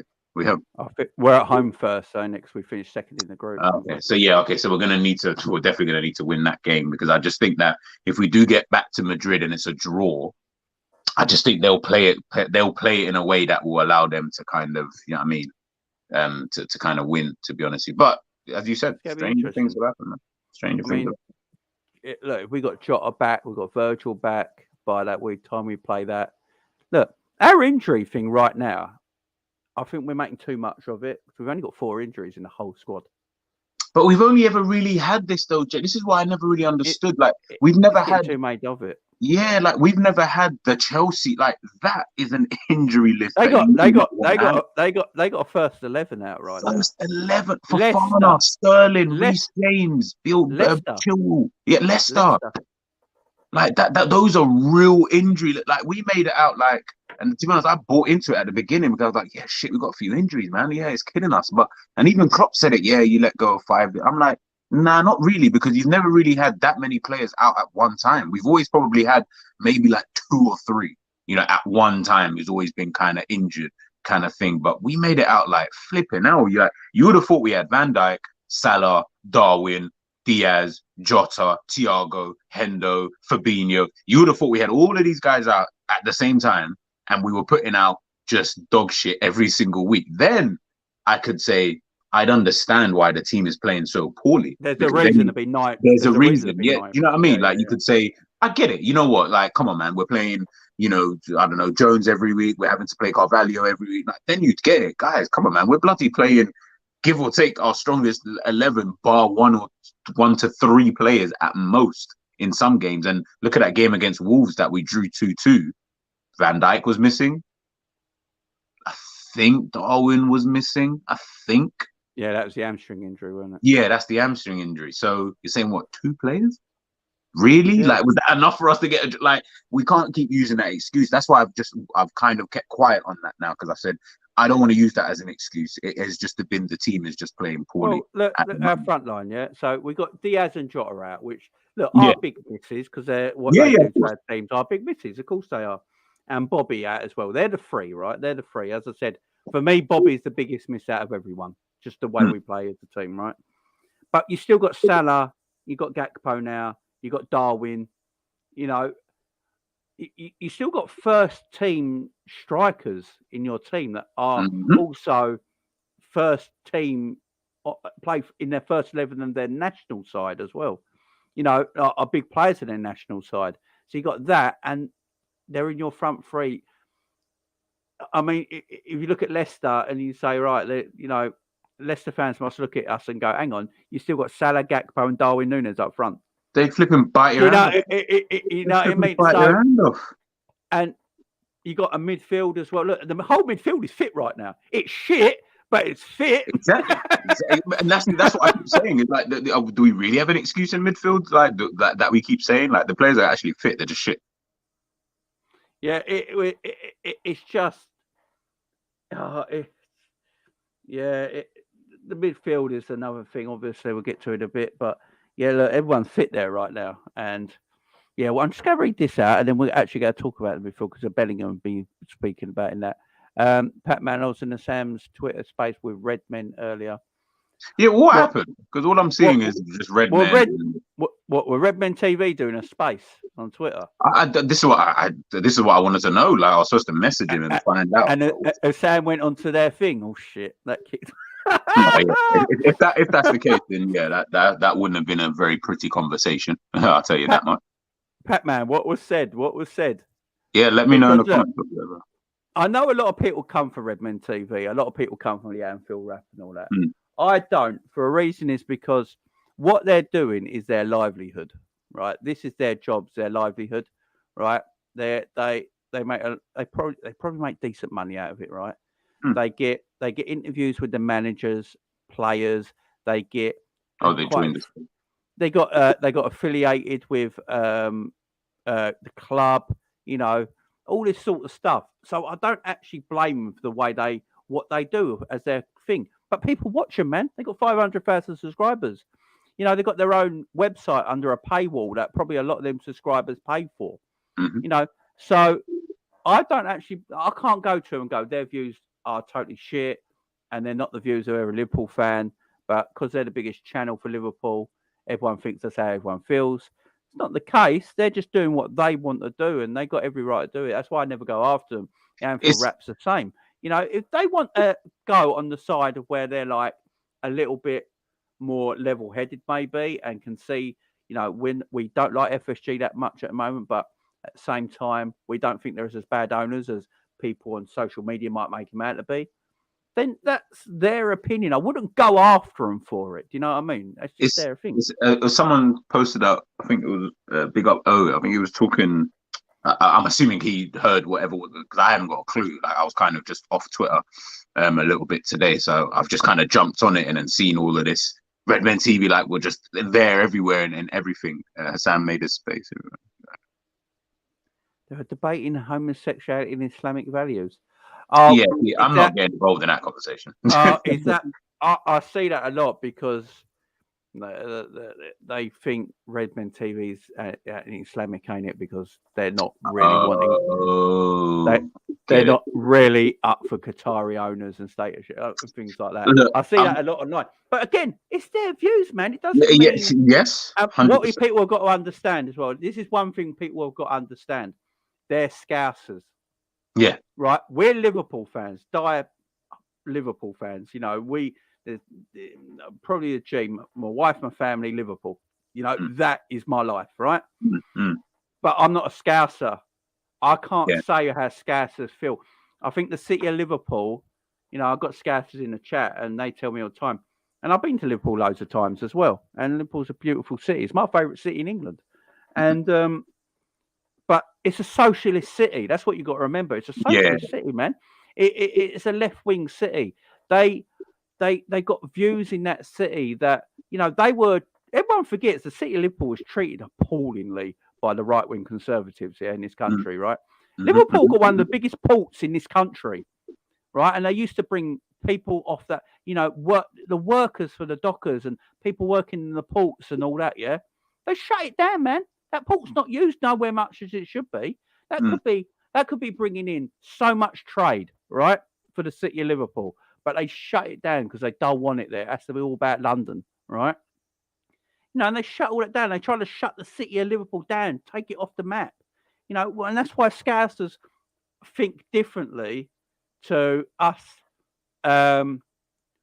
Liverpool fans. You know, they think differently. They're different kind of view on it. Obviously, some Scousers would be like, we've had enough of FSG in a way, but they think differently. Because I'd probably, if I was a Scouser, I might have different points. You know. Yeah, no, that's fair. But I'm a Liverpool fan, so I'm a Londoner. I'm a Liverpool fan, but if I was the city of Liverpool is different, man. It's a totally different place. I think what I don't say issue, because it actually doesn't really bother me. But if I was to weigh in on the discussion, like when it comes to like your Redmens and your Anfield Raps and, you know, anyone, whatever everyone watches out there, like any Liverpool like big channel, I think for me what it is that they've got unfortunately or fortunately, whichever way they want to see it, they've got a responsibility to fans to, one, obviously it's opinion. So you're listening to, right now everyone's listening to me and Jamie give our opinion on something. Me and Jamie are not going to agree on everything. I've got my own agenda, so to speak. Jamie's got his own agenda on certain things. It's just, as a human, that's just what it's going to be. So obviously they're giving you that. The issue I get with them, I reckon, is just that where you've got a responsibility that you've got thousands and what do you say, like 500,000, followers, subscribers, or whatever. You've got now the masses who will see what you're saying. So whether it's good, bad, indifferent, whatever, they're going to see this. Now, if they're then taking this as gospel and they're not seeing other fans like me, like Jamie, like Cav, like Savage, like Enz, like Jerry, like Roms, like whoever, if they're not then seeing those individuals who are also fans, but just don't, live in Liverpool, for example, and they're not really hearing their opinion, and all you hear is the opinions of one individual, it almost comes across like, well, you guys are so out of touch. That's not what it really is about. Like, we're here, like me and Jamie will sit here and say, we don't like this, or we don't want this, and blah, blah, blah, blah, blah, whatever. But then if you're hearing, I guess, one perspective from Anfield Rap or Redmen TV, it then comes across like there's going to be that disconnect. So I don't know how they do that, because I don't really watch some like their stuff. I don't know how they do things. Maybe they've got to start including a lot more. I'm not even saying content creators. They might just be normal fans, but I'll say content creators because I guess we kind of speak for people like ourselves anyway, just that we have channels. Maybe you get some of us on there. Maybe you hear our opinions so that people also get a difference of opinion on your platform, because you're such a big platform. And then the masses who are watching it can also see like, hey, okay, it's not just, I don't know, because people in the chat are saying, oh, they're kind of bigging up FSG. I don't really know, but I know that I want FSG gone, but I also understand the good side of what FSG have done. So does that then make me the same as them? Do you know what I mean? But then I would say, no, I'm not, because of my other, ideologies and other thought processes that I've got to do with Liverpool. So maybe they get more people like myself on there, like Jamie, like a Hassan, like a whoever, just on there, so we can hear difference of opinions. And then people will then see, okay, Liverpool is quite inclusive. It does actually listen to the fans. It is actually getting a fan's opinion. But we also need to understand, as Jamie said, it's their livelihood. So that might then mess up, future things, in terms of, things like, sponsorship deals or connections with the football club. But if the football club want to, and Chelsea do it quite well, if I'm being honest, because I follow quite a lot of Chelsea content creators and I know them and speak to them, they do it quite well in terms of, yes, they've got maybe their own like fan channels and stuff like that, but the club is still quite inclusive with the people that it gets on its own channel, but also people who may represent the club. They still get their own voice. So whether they're not happy with something, when all the protests and all that, when they were getting the new owners, all of that kind of stuff, they were still not promoting it, but it was still being allowed to be said on big platforms. Whereas with Liverpool, I feel like it's only the Redmens and the Anfield Raps, and you can't really get on there and have your voice and have your opinion really and truly said. And then that's where the disconnect is always coming. But I don't want to get onto them because it's just their opinion. I can't get onto someone for opinion. I can just disagree with it or agree. That's it. At the end of the day, if you don't like it, just don't watch them. What else can you do? I watch Redmen TV. I like the show. Yeah. But everyone's got to remember, it's more of a corporation exactly, of a show. Exactly. Flat Sky Sport. Yeah, the big, you see them now on Sky and stuff like that, the overlap and things like that. That's what they are, man. It's that's, and what you got to remember as well, like AFTV, right? AFTV, a lot of people that subscribe to AFTV are not Arsenal fans, right? I mean, I subscribe to them because I used to go down there for the meltdowns. I'm fingers crossed and hope that happens again in a couple of years' time, right? And we get the meltdown, and that's why I went on there, because it was fucking entertaining, right? It was so entertaining. Pure entertainment. It was just only entertainment. Nothing to do with it. Redmen TV have got over 500,000 YouTube subscribers. And that's hardcore Liverpool fans. So, what they're doing over there is great. It's absolutely great. But again, they don't speak for every Liverpool fan. But then there's Liverpool channels like myself, like Jerry, like Coppish, like G's, that will have different views and opinions. And we don't speak for Liverpool fans either, by the way. And we don't speak for them either, but we'll accept views that the top people might not accept and might not want to listen to and stuff like that. That's why there's choice for everyone, man. There's choice for everyone. But I won't get up. I won't. Before Jamie continues, guys, this is why we ask you to smash that like button. This is why we ask you to subscribe to the channel. If you want to see Jamie up there rubbing shoulders with the big boys, there's only one way to do it, man. completely change and go Yeah, corporate. you're gonna see Jamie wearing a flipping suit and tie. You're gonna see his hair all combed to the side with a part. Like, it's gonna be different, guys. It's gonna be different. It's gonna be different. Content creators allowed to have their opinions. Exactly. Yeah, I don't yeah, get why 100%. people get so. It's mad. It's mad. Just leave them be, man. If you don't like what they do, unsubscribe, turn it off. Just Yeah. come over to me, go to G, go to Jerry, go to Sam, all these great channels, guys. Why the FSG is on Twitter not going to Anfield. But I brought that up the other day. So I had my little rant about it. I brought it up the other day. All them people on social media, on Twitter the other day that we're going with our flags. We're going to protest. We've had enough. We're going to be there at this time of the clock, like at 10 o'clock in the morning. Make sure you're there outside the art fields.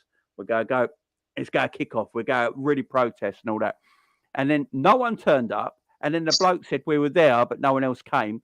And they put a picture up of 2008 Yanks out, right? Of a picture of 2008 when Hicks and Gillette were there. And it's like, this is mad. This is mad. And I put on Twitter, I'm getting sick and tired of all the FSG haters, right? On Twitter, with show your actions more than your words, right? And that's what I put. And I think people took that as me of bigging up FSG. I'm not. I was like, if you're protesting, you're saying to everyone, we should protest, we should do it. Go and do it. I'll join you. Go and do it. But if you're just putting FSG out on Twitter and thinking John W. Henry's looking at that, he ain't. You got to do what. I'll be honest, and just for that one moment, I'm not going to respect them as a whole because I hate Manchester United.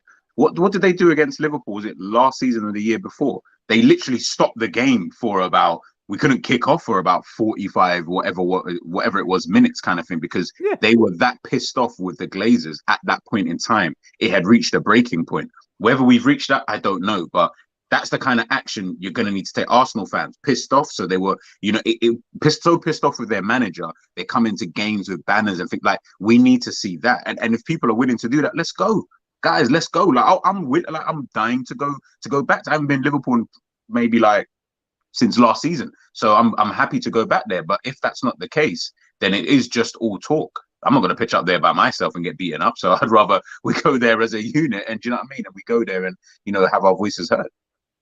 Look, and I'm not. I've told people this many times. I'm not bothered. Yeah, and there's that too. It's actually that too. Yeah, I'm not bothered. I've never been. I don't hate them enough to actually go and protest. Yeah. That's my problem, because I can't be a hypocrite at the same time. Because look, when we won Premier League for the first time in 30 years, it was under their ownership, guys. Like it or not, it was. By the way, the Red Sox didn't win a World Series for 100 years till FSG took them over, and then they won 2 in their time. So it's a bit swings and roundabouts. I can't completely hate them. Have they done things wrong? Yeah. Did they furlough people? Yeah. Were they the only mega billionaires in in this country at the time not furloughing people? Everyone was. Even little companies were furloughing people. Everyone was taking the piss out of the situation. My thing is, when we was winning, no one was complaining. Like, I didn't hear yes, I know there was people out there saying, yeah, FSG. I'm not going to say that there was. It's the same the Glazer stuff. When they're spending money and winning, you don't hear a thing, do you? It's the same thing. Yeah, I never heard it this much back in. Like, I know that Man United fans were a little bit pissed off with the Glazers, like when Fergie was still there, but nowhere near to the extent now. Now that they're absolutely dog shit. I keep saying dog shit. I don't know why.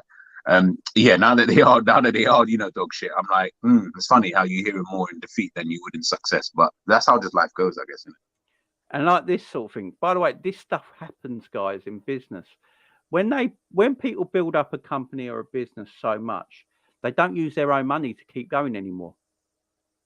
They use Richard Branson don't always use his own money for stuff anymore. With Virgin,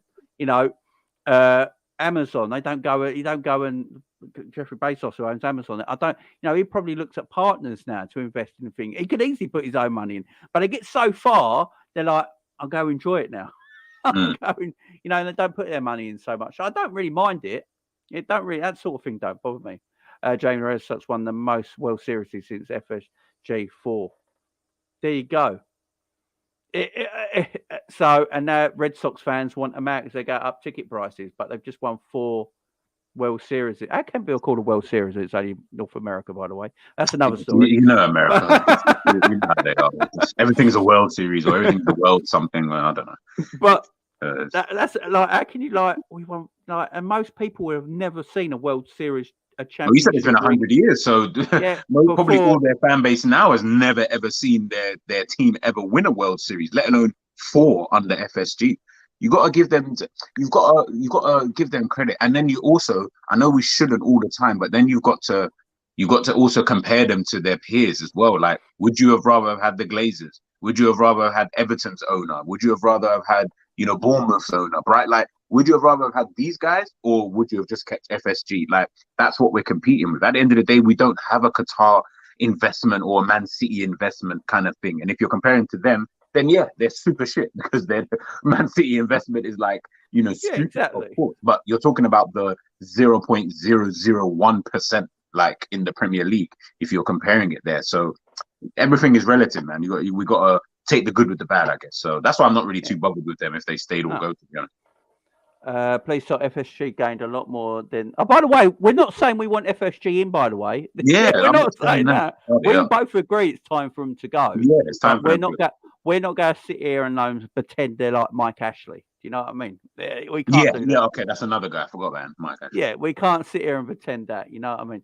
FSG gained a lot more than they've spent. Third highest earnings in the world. 1,000% capital gain on investment, money, shares, sales, etc. Their net spend don't compare. Klopp was the one. Have you got Mo? Yeah, I need to hear Mo go through this because he seems like the guy. Mo Charter knows it all. I need him to go through it because I saw this and I was like, yeah, we've gained this much revenue, but you guys are forgetting how much money we're spending on wages, staff, and all of these things. Revenue is not profit, guys. Yeah. You can be the third wealthiest team in the world, but if you've got a profit at the end of it of 70 million, then that's your profit. The difference is, Real Madrid can make 800 million worth of revenue, but they're owned by the whole country, so they're always going to be able to spend money, right? Chelsea, in all the time Roman Abramovich has been there, never earned revenue higher than Liverpool, but Chelsea won more trophies than anyone in the 2000s, in the last 20 years, out of all the English clubs. So it's not always about. I get everyone's point when they see that number when it came out, but generating money and profit is completely different. What Liverpool want to do for the years to go is keep generating that money for the next 10, 20 years like Man United. And then what happens is you have more coppers in the back. Your profits will go up and up and up and up and up, more and more and more, and you'll be able to spend. Look, don't forget, guys, there's a lot of teams that have hundreds of millions of losses every year. Liverpool Liverpool are a profitable company. They're a profitable football club. Yeah, and we can't sit here and say we don't spend money because the net profit thing don't really exist. Net profit don't really exist because you're spending money over a contract of a player, not one out, one in, and you're swapping.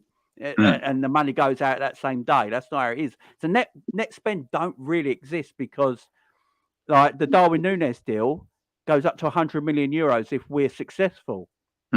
So where do you put the profit on when he goes up to that price in a few years' time?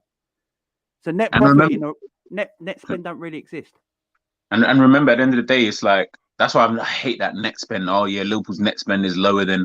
Of course, it's going to be lower because we're one of the biggest clubs in Europe. So our net spend, I would expect it to be relatively lower. And for what we are trying to achieve, we're not Manchester City, one, who have the money, but not even that. Manchester City are having to spend this kind of money because of where they came from. They didn't just come from the Man United or the Liverpool era where they were already a big club, already had the history, the clout, and all these kind of things. They're literally trying to get that now. So that's what they're doing at this current moment in time.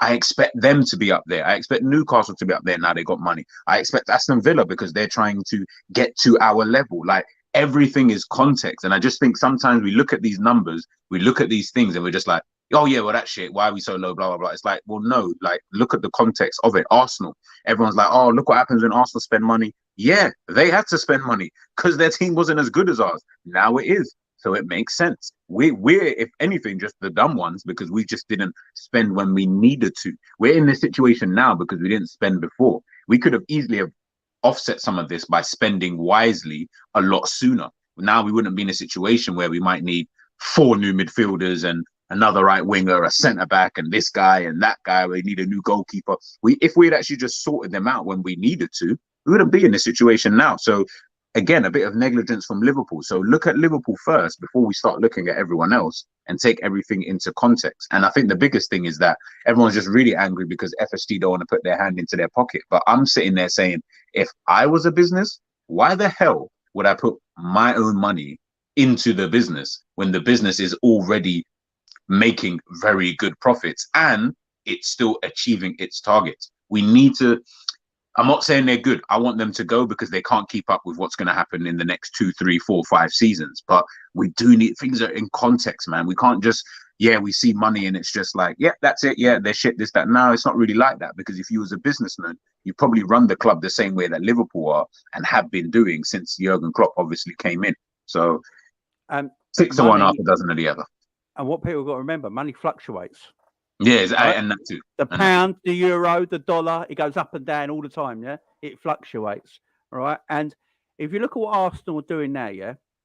Right, and you go back to Liverpool, what they were doing when they were in Arsenal's position, it's exactly the same thing, right? It's exactly the same thing. It's because Liverpool got so far now, and the difference is now, valuation of players now have trebled where they were 2 years ago. The transfer market is all over the shop because of the likes of Chelsea's and your Man City, not Man City really, because they don't go that, but more Chelsea, your Real Madrid, your PSG's spending so much money on reasonably good footballers, then it's saturated the market.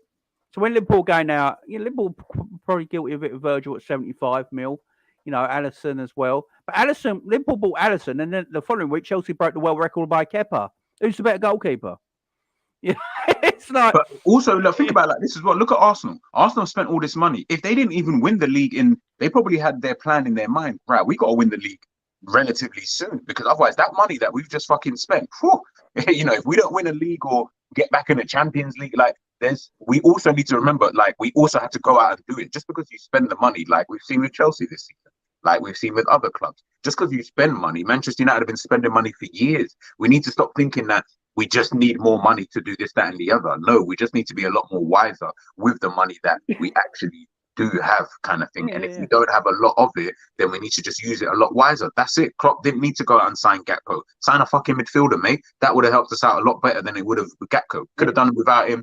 I don't think we need him in the squad. Could have just made it through without him and been fine. But this is the situation we're in. I'm gonna get to that point in a minute because it's going to go into the Jude Bellingham thing. Yeah. Travis, big up you, Travis. I think you might be newish to the channel. We've been in the last week or so. Man, I'm not a top red.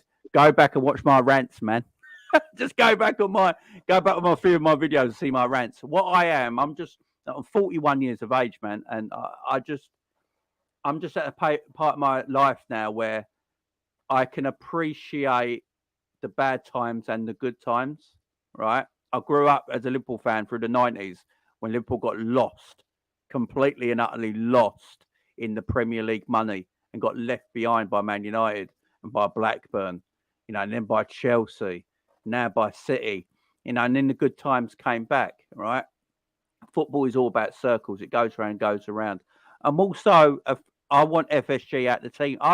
For me, if FSG can't invest now, new money is needed, because I said the way transfers are now, average players are costing 50 million. FSG can't live in that market anymore. They can't live in that market anymore, and they admit it, right? So they need to go. We need new investment, new owners to come in to keep us back up the top again. I've got no problem with that. But then I also can't sit here and say we won a Premier League after 30 years under their ownership. Me and G were saying it earlier. 3 years ago, we could arguably say we were the best run club in England. Mm-hmm. Man United fans were looking at us and the way we did business and wish they did it. Exactly. Our way. So I can't sit here and pretend they're Satan and they're evil, right? Because it's not the case. But at the same time, when they do wrong, I'll get on them. I love Jurgen Klopp. But at the moment, I don't think he's doing his job. So I'm going to get on him, you know. It don't mean I want him gone. I mean, geez, that whole story. But it don't mean I want it don't mean I want him gone or anything like that. It just means I want him to do better. He's paid £15 million a year. He's one of the highest paid managers. Yeah, he's one of the highest paid managers in the world. He needs to do better. You know, can't we use 10 of that on a transfer? You know what I mean? It's just all this sort of stuff. All this sort of stuff. So I'm not a top red. I mean, I don't even know what a top red is. No, I wouldn't call Jamie a top red. I'm just middle of the road, man. Middle of the road. Yeah, you're kind of like a free spirit, to be honest. I'm just 50-50 on things. And I see football differently. I've been with G and Jerry and all that and argued about different things where I see things differently and all that. I was one of the first people to mention the Fabinho problem last year, by the way. I was one of the first people to mention it, and everyone was getting on me. Jay, what you on about? He's been great.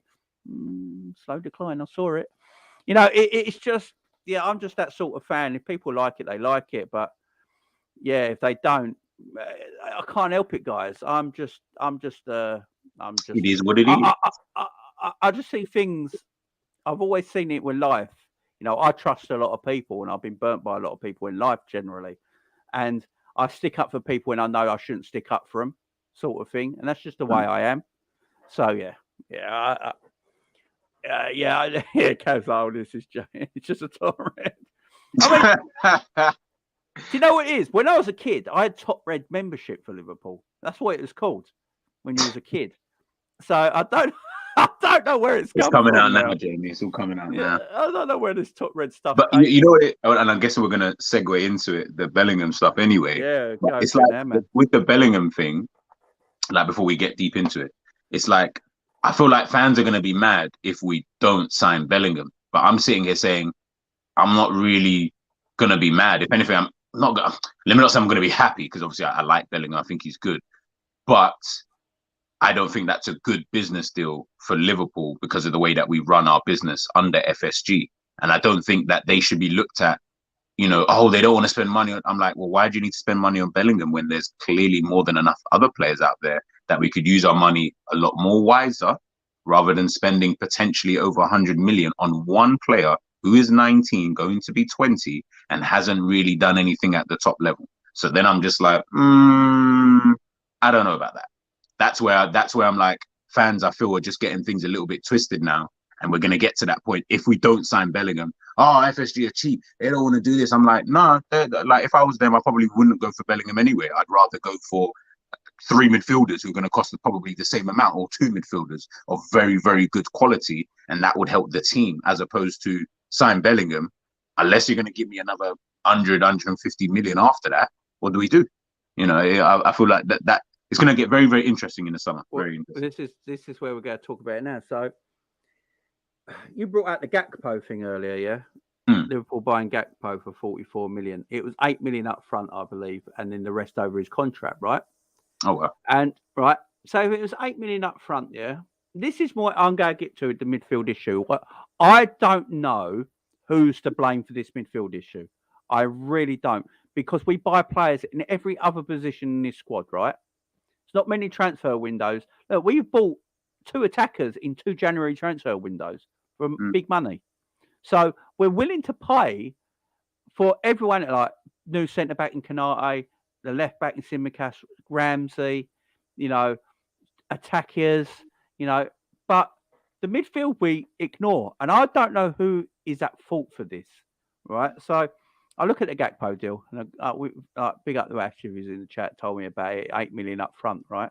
And I'm sitting there thinking, right, 8 million up front. So Enzo Fernandez went for 10 million euros to Benfica in the summer. And then we're apparently interested in for him for 120 million a few months later. What stopped us getting Enzo Fernandez for 10 million euros in the summer? This is where I'm confused by our transfer dealings right now. Now, I don't know who's to blame for the midfield situation. So you've got, obviously, Klopp made that, obviously, on the interview, the Anfield wrap. He spoke about the players and, you know, mentioned them all individually and who can I get better, right? Look, if you're a player for Jurgen Klopp, you probably run for a brick wall for him because the way he bigs you up, right? I think he protects them too much, personally. And I think the players don't take enough responsibility for this downfall at the same time. And you'd run for a brick wall for him. But we're not players, so we're fans. And we listen to it and go, Jurgen, you can. You can. Now, I love Hendo, he's the captain. I got his book. I love Jordan. So I ain't afraid to say he's one of my favourite Liverpool players. I respect the man. I really do. I think he's a good leader. I actually think he's the best leader in England. English captain. He should be England captain, in my opinion. Right, and definitely over Kane, but I think he's a great leader. Right, is he a great player? Probably not, but he's a great leader. And he's a better player than people give him credit for. I will say that he is a better people than give him credit for. But I look at him now, thinking he's going to be 32 soon. He's on a 4-year deal. He's on like 160 grand a week. Milner signs a brand new year contract. Rumours he's going to sign another one. You've got Ox and Cater. Should they have gone 2 years ago? This is my issue. Jurgen Klopp knows how FSG are run. No one knows better than Jurgen Klopp how FSG are run because he works with them 24 hours a day. You know, he knows how transfers are done at the club. He knows what he's got available. He knows if he wants more available, what he's got to do to get more available. Yeah, we're sell to buy.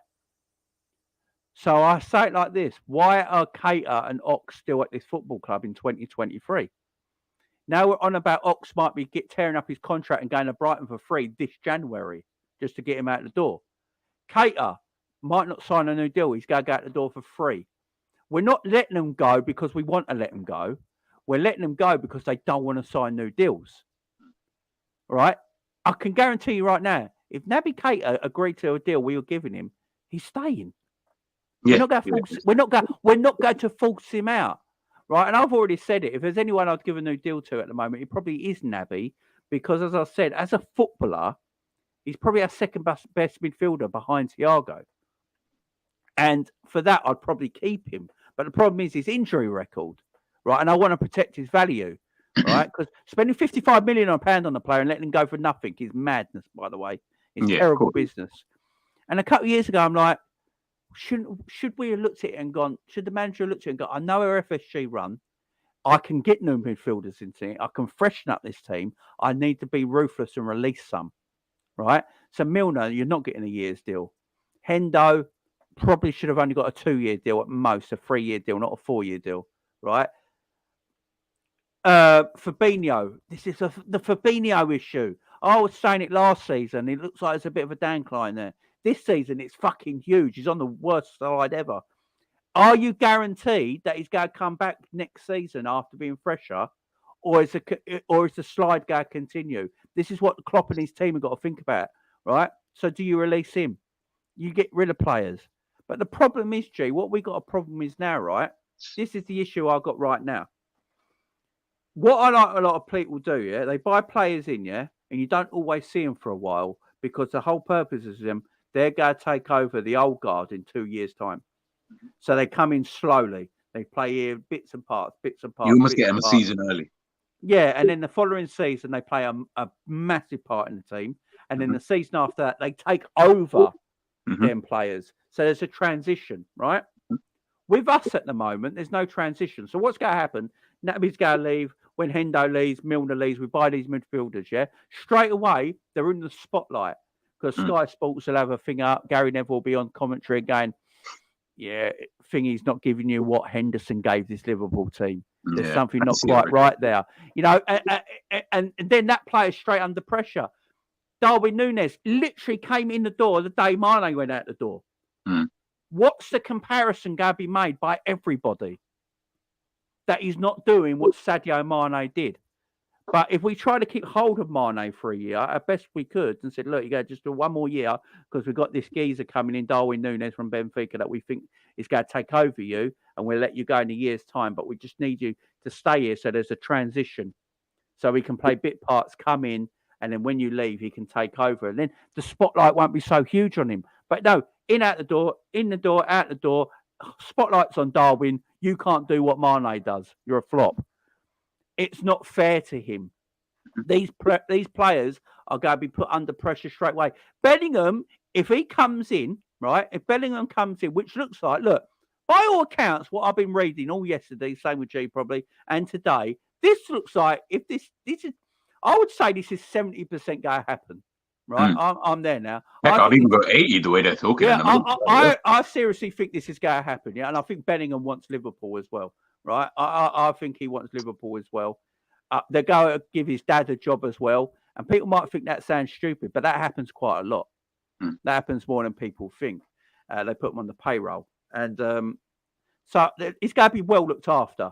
He's got Hendo there. He's got Trent there. He's got friends there already. He's going to be well looked after. The transition into Liverpool won't be a problem.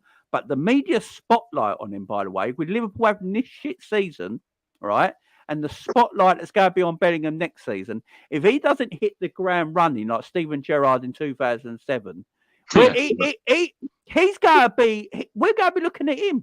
He ain't the saviour. He weren't the one. Immediate pressure. If Liverpool had a great season this year and finished, I don't know, run Arsenal, Man City really close for the league, yeah, right? Had a good season, finished well, right? And then we got Bellingham in. It won't be so much pressure. But look at where we are because we kept so many dead heads in our midfield for too long without being ruthless enough, yeah? And Klopp, then the thing Klopp says that contradicts himself a little bit because I love Jurgen. I used to absolutely love Jurgen press conferences. I used to find him intriguing, funny, quite clever. Now I'm like, he's sometimes a little rude and I don't like it. Right? The Arsene Wenger thing, I thought was out of order. Yeah. Right? There was no need to say it. Now, he might have been thinking he was saying it in jest as a comedy angle, something like that, not meaning it how it sounded. But it sounded out of order. Do you know what I mean? It was needless, right? But in his press conference, he said, you can't buy players because you got injuries, right? Because when the injured players come back, what do you do with them? Because I can't register them all. Who am I going to register? But we bought Gakpo because Diaz is injured. So it makes no sense. So, this midfield, who is really at fault? I'll be honest, it's you said it. Everything you actually said, I actually agree, man. For me, it's Klopp. It's Klopp and the team. It's nothing, in my opinion, to do with FSG. I can't see how it could be because they didn't play a part in what Klopp's doing at the end of the day. Like, Klopp chose not to sign midfielders. He named all the midfielders. He only got in Arthur Melo because Hendo got injured. What was that, on the last day of the transfer window? If Hendo never got injured, we'd never ever have signed Arthur Melo, 100%. And we'd be another man down. So that's where I look at Klopp and I say, you've got so much power at this football club. It's because of you that we are in this mess. It's got nothing to do with money. Money was never the problem. People keep making it out like how could that have been the problem when we were already in for Tchouaméni? So how are we going to afford Tchouaméni then? Clearly there was money. Clearly, that bid would have been accepted, whatever it was, 60 odd million. So clearly there was money. Klopp thought he had enough. Klopp still, but I believe he still thinks he has enough. Hence the reason why, Jamie, I've said it 100 times and everyone keeps laughing at me. Tyler Morton is coming back into this team and is going to play a role in Liverpool next season. And it's just going to piss us off. I don't think, and I'm of the belief even more so now, Liverpool are not going to sign that many midfielders next in the summer. I believe we'll get 2 at most. One being Bellingham, and I don't know who the other one's going to be, whoever we get linked with. It's all the evidence anyway is pointing that way. Nothing is suggesting that we would get more than 2 because he's already got, as you said, James Milner might extend. He's still got Jordan Henderson. Fabinho, unless someone comes in with a bid, he's staying. So Thiago's staying. Curtis Jones is going to stay most likely, unless he goes out on loan. Let's just take Curtis Jones out. There's no room. Harvey Elliott's in there. That's 5 midfielders. Baditic, that's 6. Jude Bellingham, that's 7.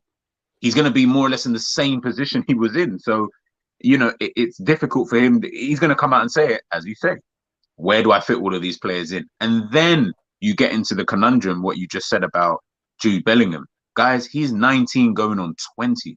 This is not Mbappe. I keep saying it. This ain't Messi. This ain't Ronaldo.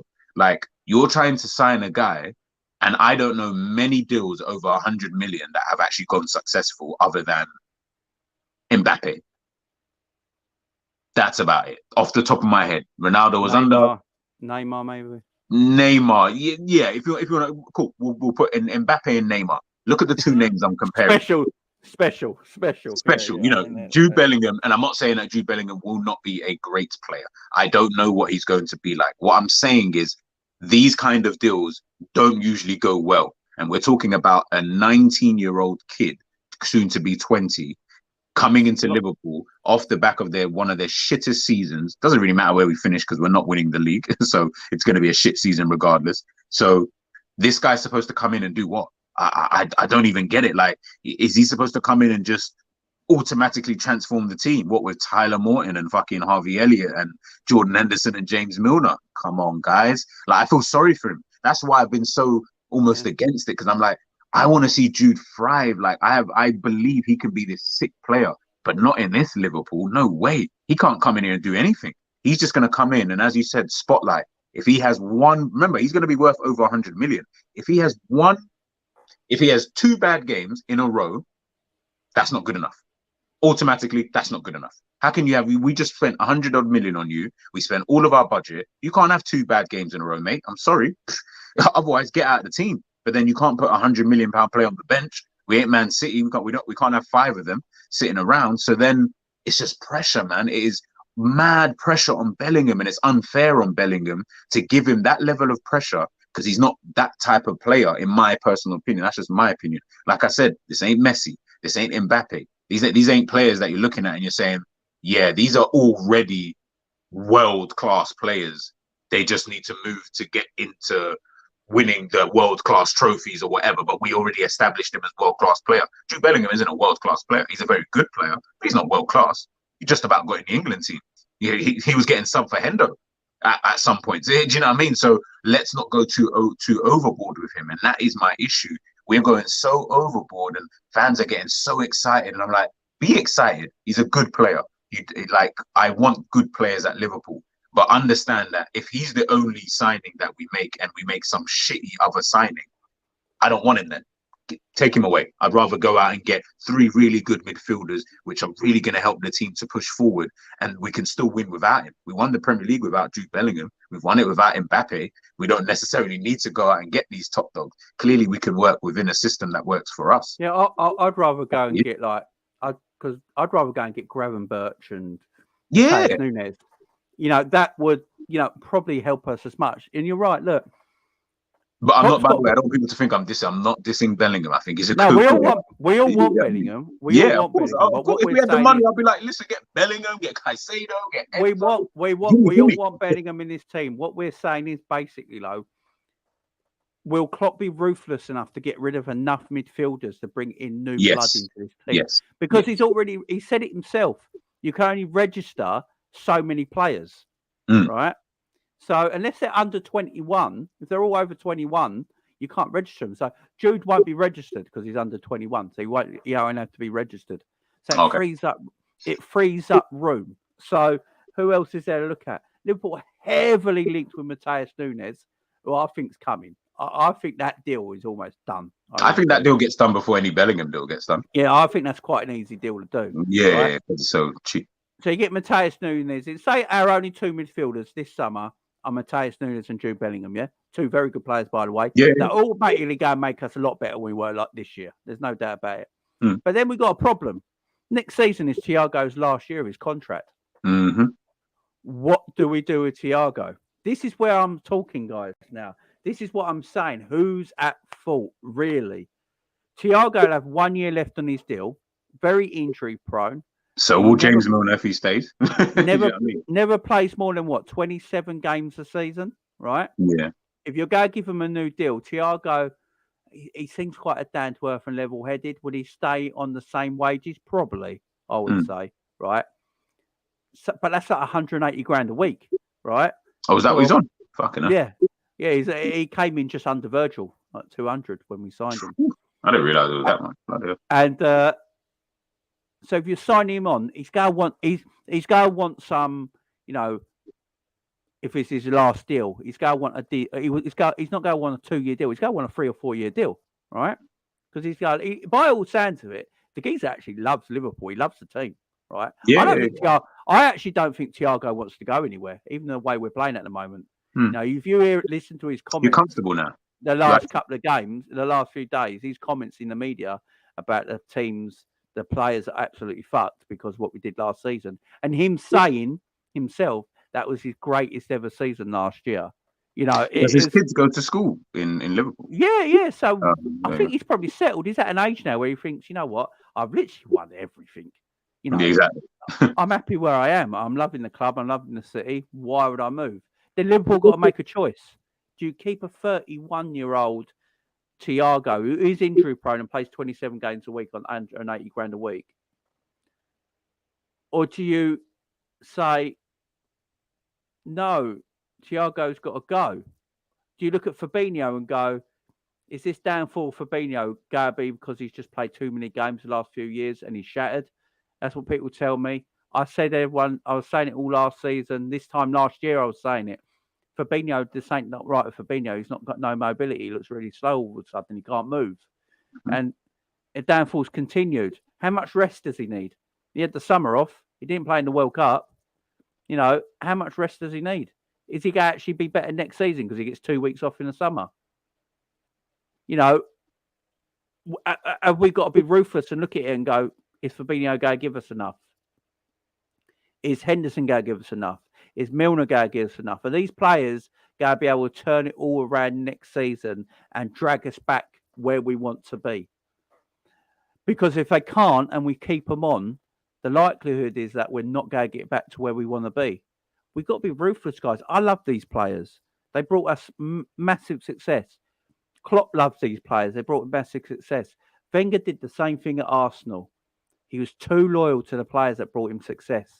And because Wenger's a very good manager, he managed to get top 4 of them every year when he probably shouldn't have, right? But he, and this is when I did a video on Klopp and Wenger, he actually had an excuse. They were paying for that stadium. Have you seen the top 4, like with the teams that he was getting into, like Squillaci and fucking, whatever the bloody goalkeeper, like they had crap teams and they were making top 4 because he's a top quality manager. He's a top drawer manager. He's a top drawer manager. Also, he's probably got the best eye for talent I've ever seen in a manager. Yeah, I mean, he saw Henry in it. So. He's eye for talent. Anelka. Whoever heard of Nicholas Anelka? Whoever heard of Patrick Vieira? Who'd ever heard of Kanu, Wiltord, and all these bloody Reyes, Eduardo? Like, who's the Swedish fella? Lundberg. Oh yeah, that's a really good sign. Really good sign. His eye for talent was amazing. By the way, Arteta's is the same. People got to get used to it. Arteta's got a great eye for talent. And I look at Klopp, and I think Klopp has got eye for talent. Look at the team we got. I mean, that's not lie. I mean, he knows a good player when he sees it. But you look at it, but again, and I don't want to. It always sounds like I'm getting at Klopp, but Mane, Salah, even though he didn't really want him, all players that were like, yeah, I've seen him. Like these weren't fines for me. Like I don't feel like Klopp has ever really. No, he's never had a fine, Chet. He hasn't. Klopp hasn't got any fine. He's bought good players, of course, but I feel like anyone could have bought these guys. Like, where's the player? I think Naby was meant to be the find. I think Naby was meant to be the find. I think that's why Klopp still holds for him to this day. I think Klopp really that's thinks the only find. I think Klopp thinks there is a player in Naby. There is a player. I suppose you could say Mo in a way, because I don't know if anyone saw Mo being this sort of goal scorer. But he was scoring but everyone forgets he had a great year at Roma the year before. He had I think he got 14 league goals for Roma that year. You know, he was bagging them in, man. And Roma weren't that good, like so. No, so he was decent. So yeah, I just wonder who's at fault for the midfield. We have got to be. Klopp and his team have got to sit down this summer for them lot, for Klopp, FSG, everybody at the club. This is their biggest ever summer. Yeah.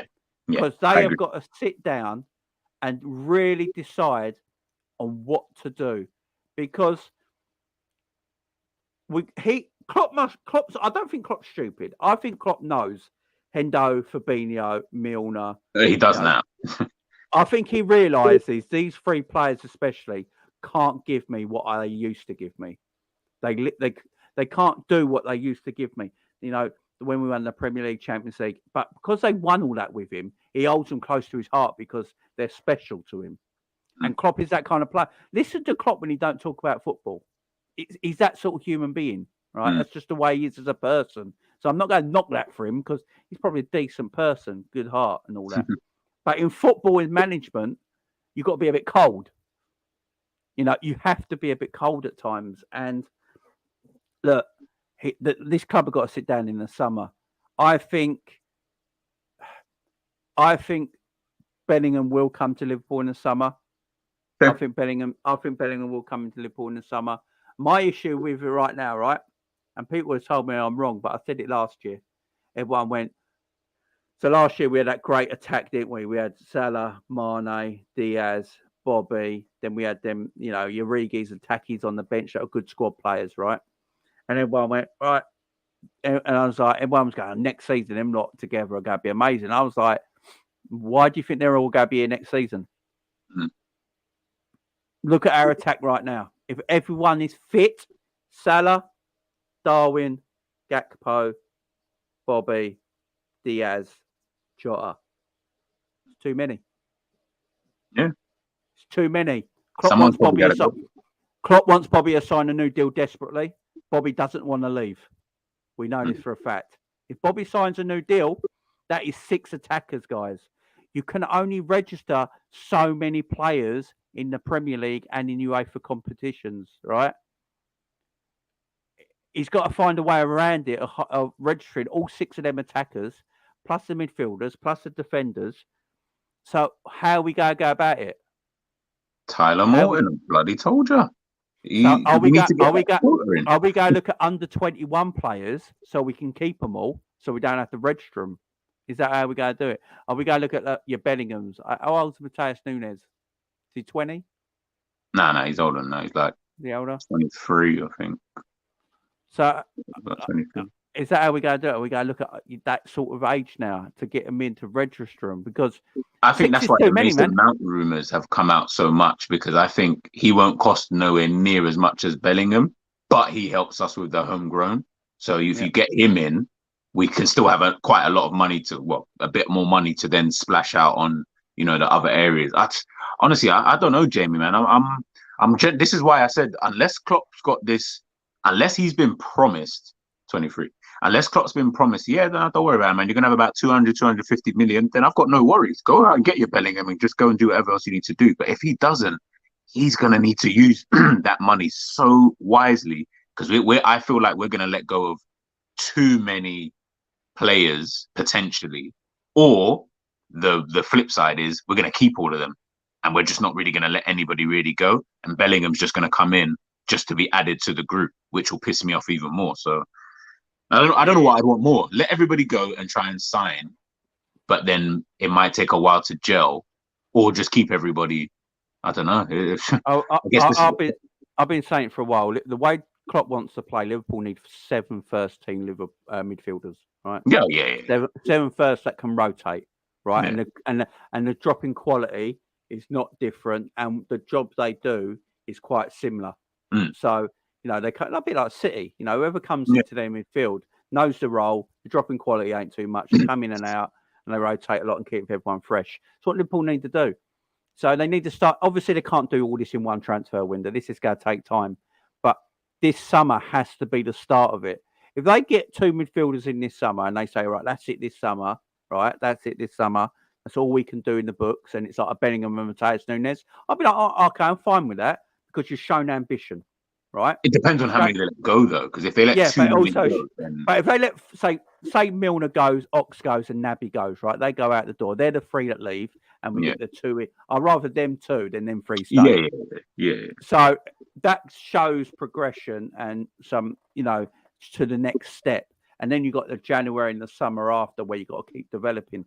But it's the thing, like, we just got to be ruthless, man. We have to be ruthless. You just have to get players out. Like, I think Klopp's seen it now. I actually do think he's seen it, because I was reading something Neil Jones said yesterday, and Neil Jones from Goal, he's basically saying it. When was the last time your Fabinhos and your Hendos didn't play a big game? He's talking about the Chelsea match. They're not his lieutenants, as he put it, not in a big game for Jurgen Klopp is quite unheard of. Maybe he's seen the light now. Maybe he sees it. Because I want Stefan Bajtic now just to stay in the team. I'm done with Fabinho at this moment in time. I'm done with Fabinho right now. Oh yeah, I'm definitely going with Fabinho. I'm like, if no one else can play it, just play Stefan, man.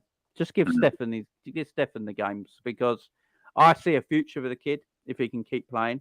I didn't think the midfield was too much of a problem against Chelsea, by the way. It was that finishing. It was at the other end of the pitch. The midfield, they didn't really have much to. Yeah, I don't think they caused an issue. No. It's just that. Yeah, it's the way we play, man. It's the way we play at this moment in time, from top to bottom. And Klopp was right. It's not just a midfield issue. You know, we don't press them. We don't press from the front anymore. You know, Mane press from the front, Bobby press from the front, Salah press from the front. You know, and when they press from the front, then the midfield goes, and then when the midfield goes, the defense goes. It's like it goes like that. Now, Darwin don't press because he wants to run into space. Salah wants to come towards the ball now. You lost Luis Diaz and Jota, who do press, so they're out for injury. And Gakpo's just come into the team. So you've lost that. You're playing Harvey Elliott in midfield, who don't really know how to press in midfield. So everything's all like gone shit up. So, yeah, it's just... Don't you think that's so crazy, man? Like, literally 6 months ago, whatever it was, we were literally coming off the back of, that was a good season, man. You know what I mean? You finished second, you almost won a quad. You know, last few, and I get what Thiago's saying, you know, it really hurt them and all that kind of stuff. But this is where I look at teams. January now. Can't we get over it? Yeah. You know what I mean? It's like, this is where I look at elite players, and this is where I look at elite teams, and I'm like, I feel like they would have just gotten over that relatively quickly and just moved on from that. Like, everyone fails, everyone's going to win, everyone's like, you go through these kind of things. I'm not saying maybe at the first part of the season, you dust yourselves off. Okay, fair enough. It is what it is. Okay, let's now kick back into gear. But come on, guys. We're sitting ninth. Guys, we are sitting ninth in January. Like, this isn't that. That's not even an excuse anymore. Like, I'm more annoyed that Thiago even mentioned it, because I'm like, bro, that can't be an excuse now in January. Like, you're a big boy now. Like, get over it, bro. Like, move on and understand that you guys are supposed to be an elite player, elite teams, elite manager, and elite everything. I expect you to be able to move on from that. Dust yourselves off and go again. I've seen United lose out on the bloody title on like the last day and come back seasons after. I've seen City do it. I've seen Chelsea do it. I've seen Arsenal do it. Like, I've seen teams go out and do it. So be those teams and just do it. If you're trying to claim to be, you know, we saw the big debate a few seasons back. Was it Roy Keane, Jamie Carragher talking about the best like Premier League 11s or whatever, and they had, you know, I think it was between like Man United and Liverpool, and we had all of our top players in there, and you know, we were talking like we were the team. If we're supposed to be that team, I expect you guys to do it now. Remember, the expectancy level of Klopp now is different to what I held him to 7 years ago. 7 years ago, I was like, I'll just be happy if you get me back into the Champions League. Like, I've not seen it for so many seasons, like on a consistent basis. You've done that. You won the league. You won the Champions League. I expect, as a bare minimum, to be third in the Premier League. And even then, I'll be kind of pissed off, but I'd understand it. Anything lower, now I'm looking at it thinking, how can you drop off from like such big heights, man? Like, the club and the Klopp need to really look at themselves this season. And we can keep talking, the lack of investment and stuff like that. But whose fault is that? Can't just be FSG. At the end of the day, Klopp didn't want the players.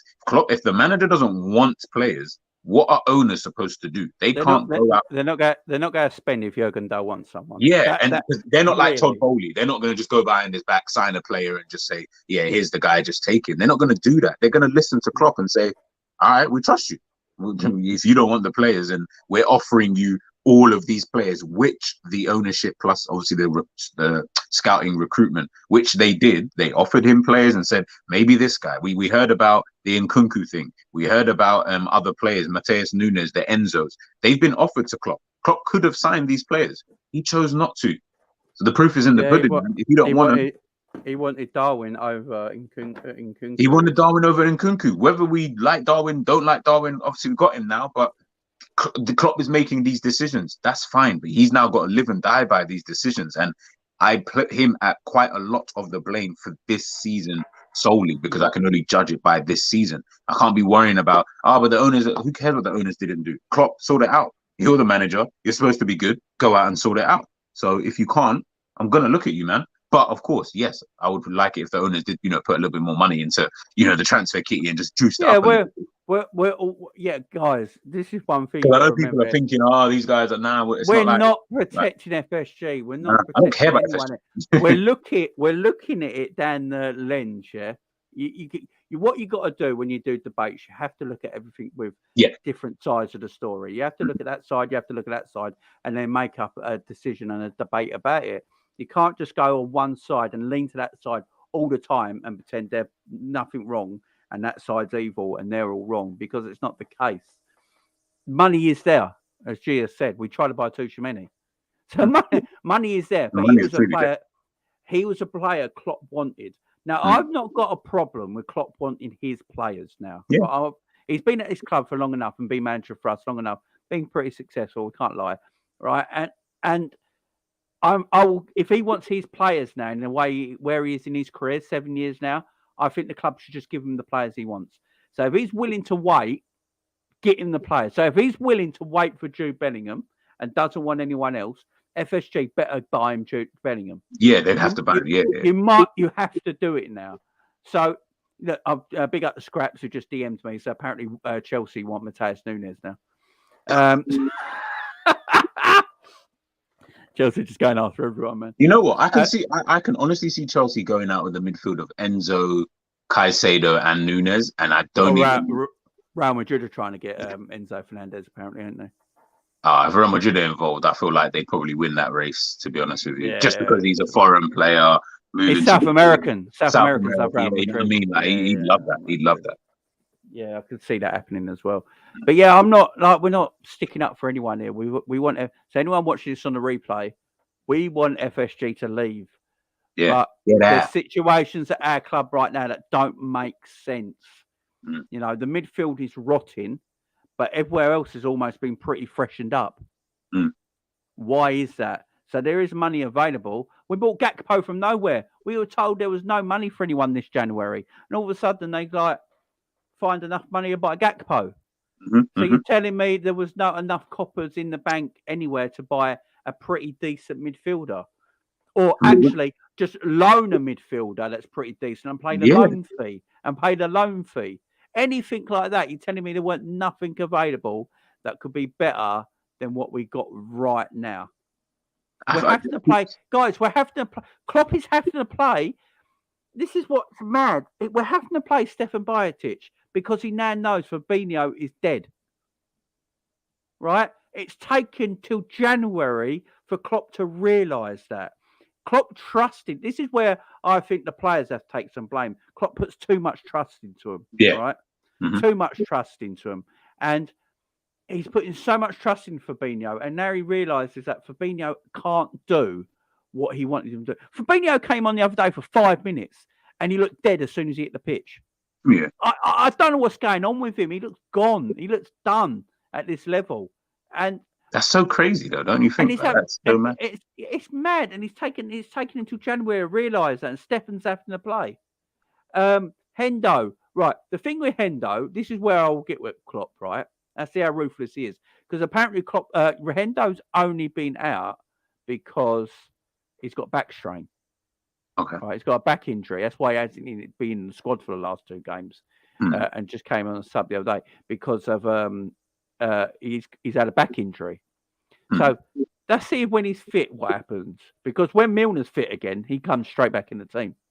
Right. So let's see that. To be fair to Milner, I won't get on at Milner because when he does come in, he does perform. So I'm not going to get at Milner. The problem is though, he shouldn't be coming on at all. Yeah, this is the issue. But this is why I said there's other positions. Like we're talking about midfield. Let's forget the midfield for a minute. We've still got to look at a new centre back. We still potentially might need a new right back. We need a new right winger.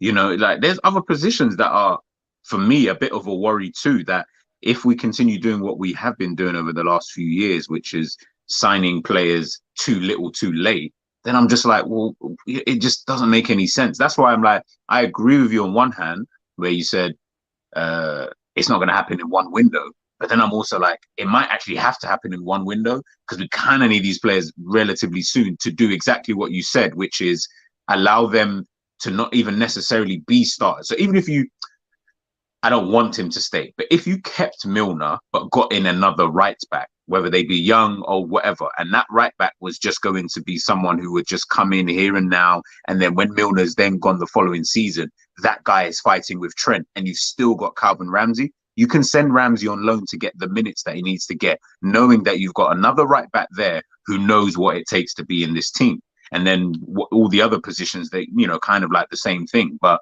if you're going to only get in a few players, and like if our summer ends with just 2 midfielders and that's it, I'm still going to give it a 5 out of 10, because I'll still say I don't feel like you've addressed everything. Not even, you don't have to address everything, but I still think like the core issues in the squad will still always be there unless you're gutting out some of the root cause, which is some of these players unfortunately need to go.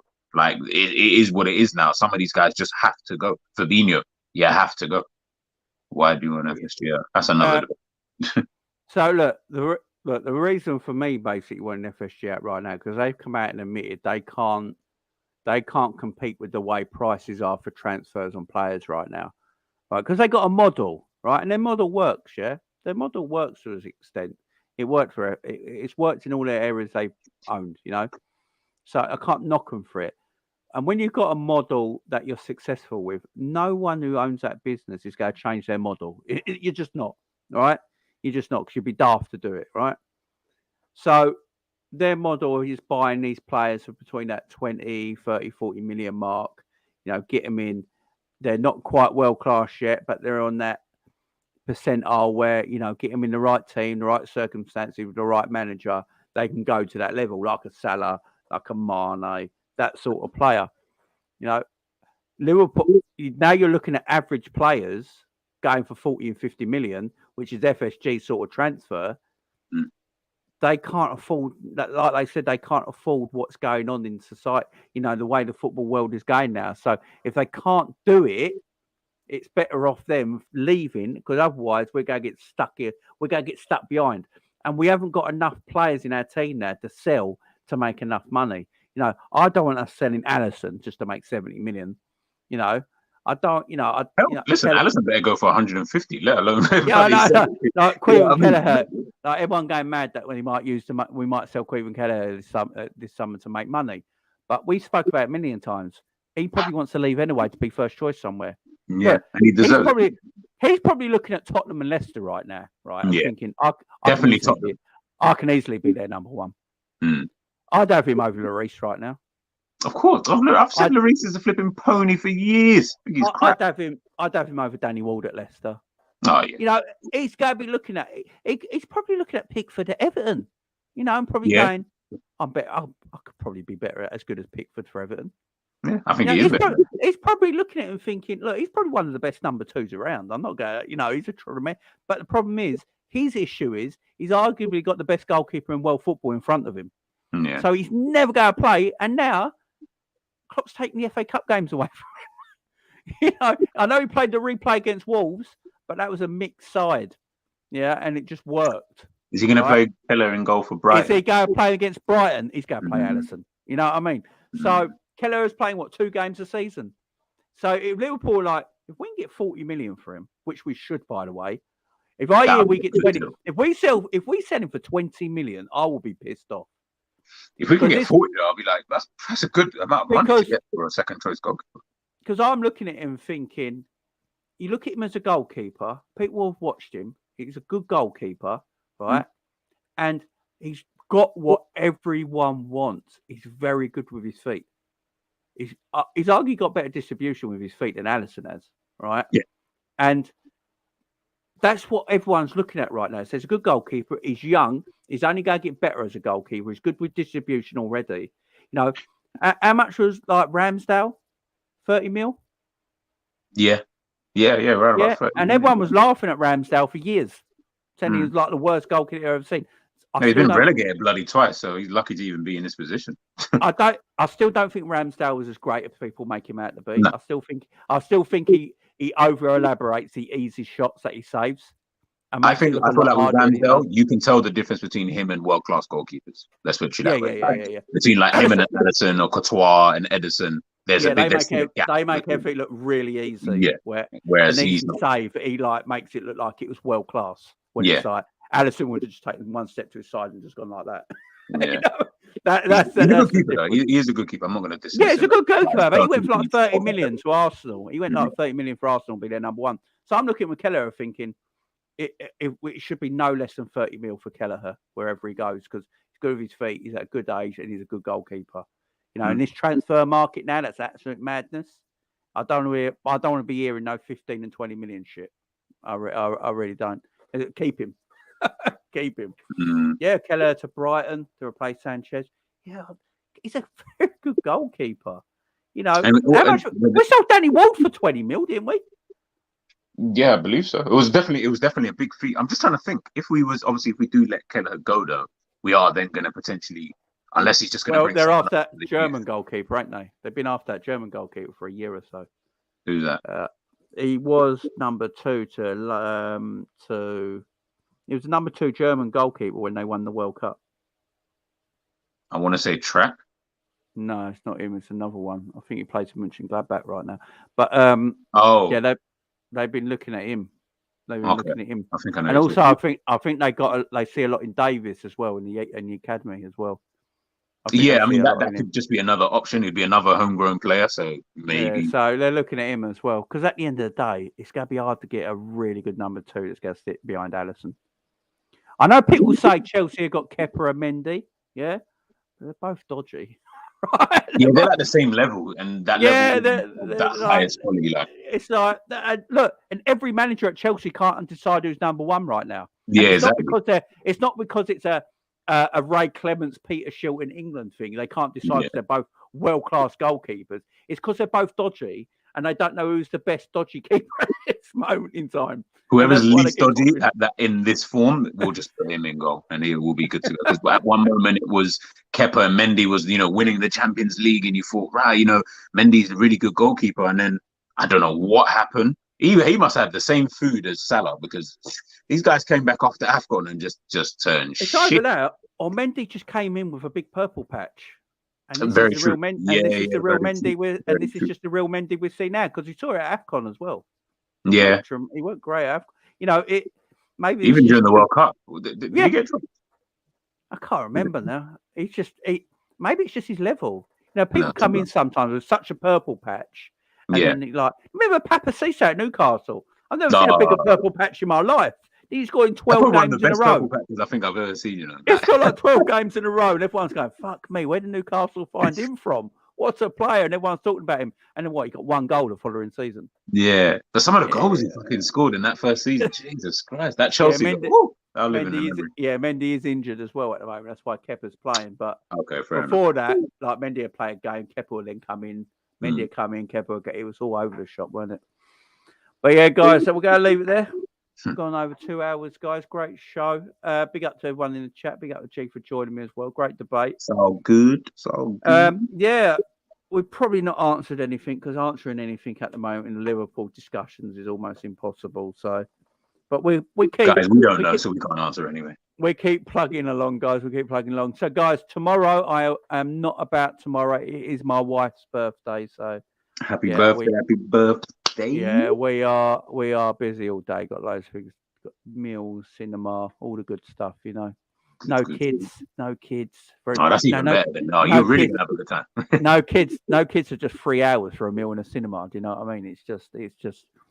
That's what we live for when we have kids. I tell you, it's that free time. I promise. Anyone who has kids, you'll know. It's a beautiful thing, a bit of adult time.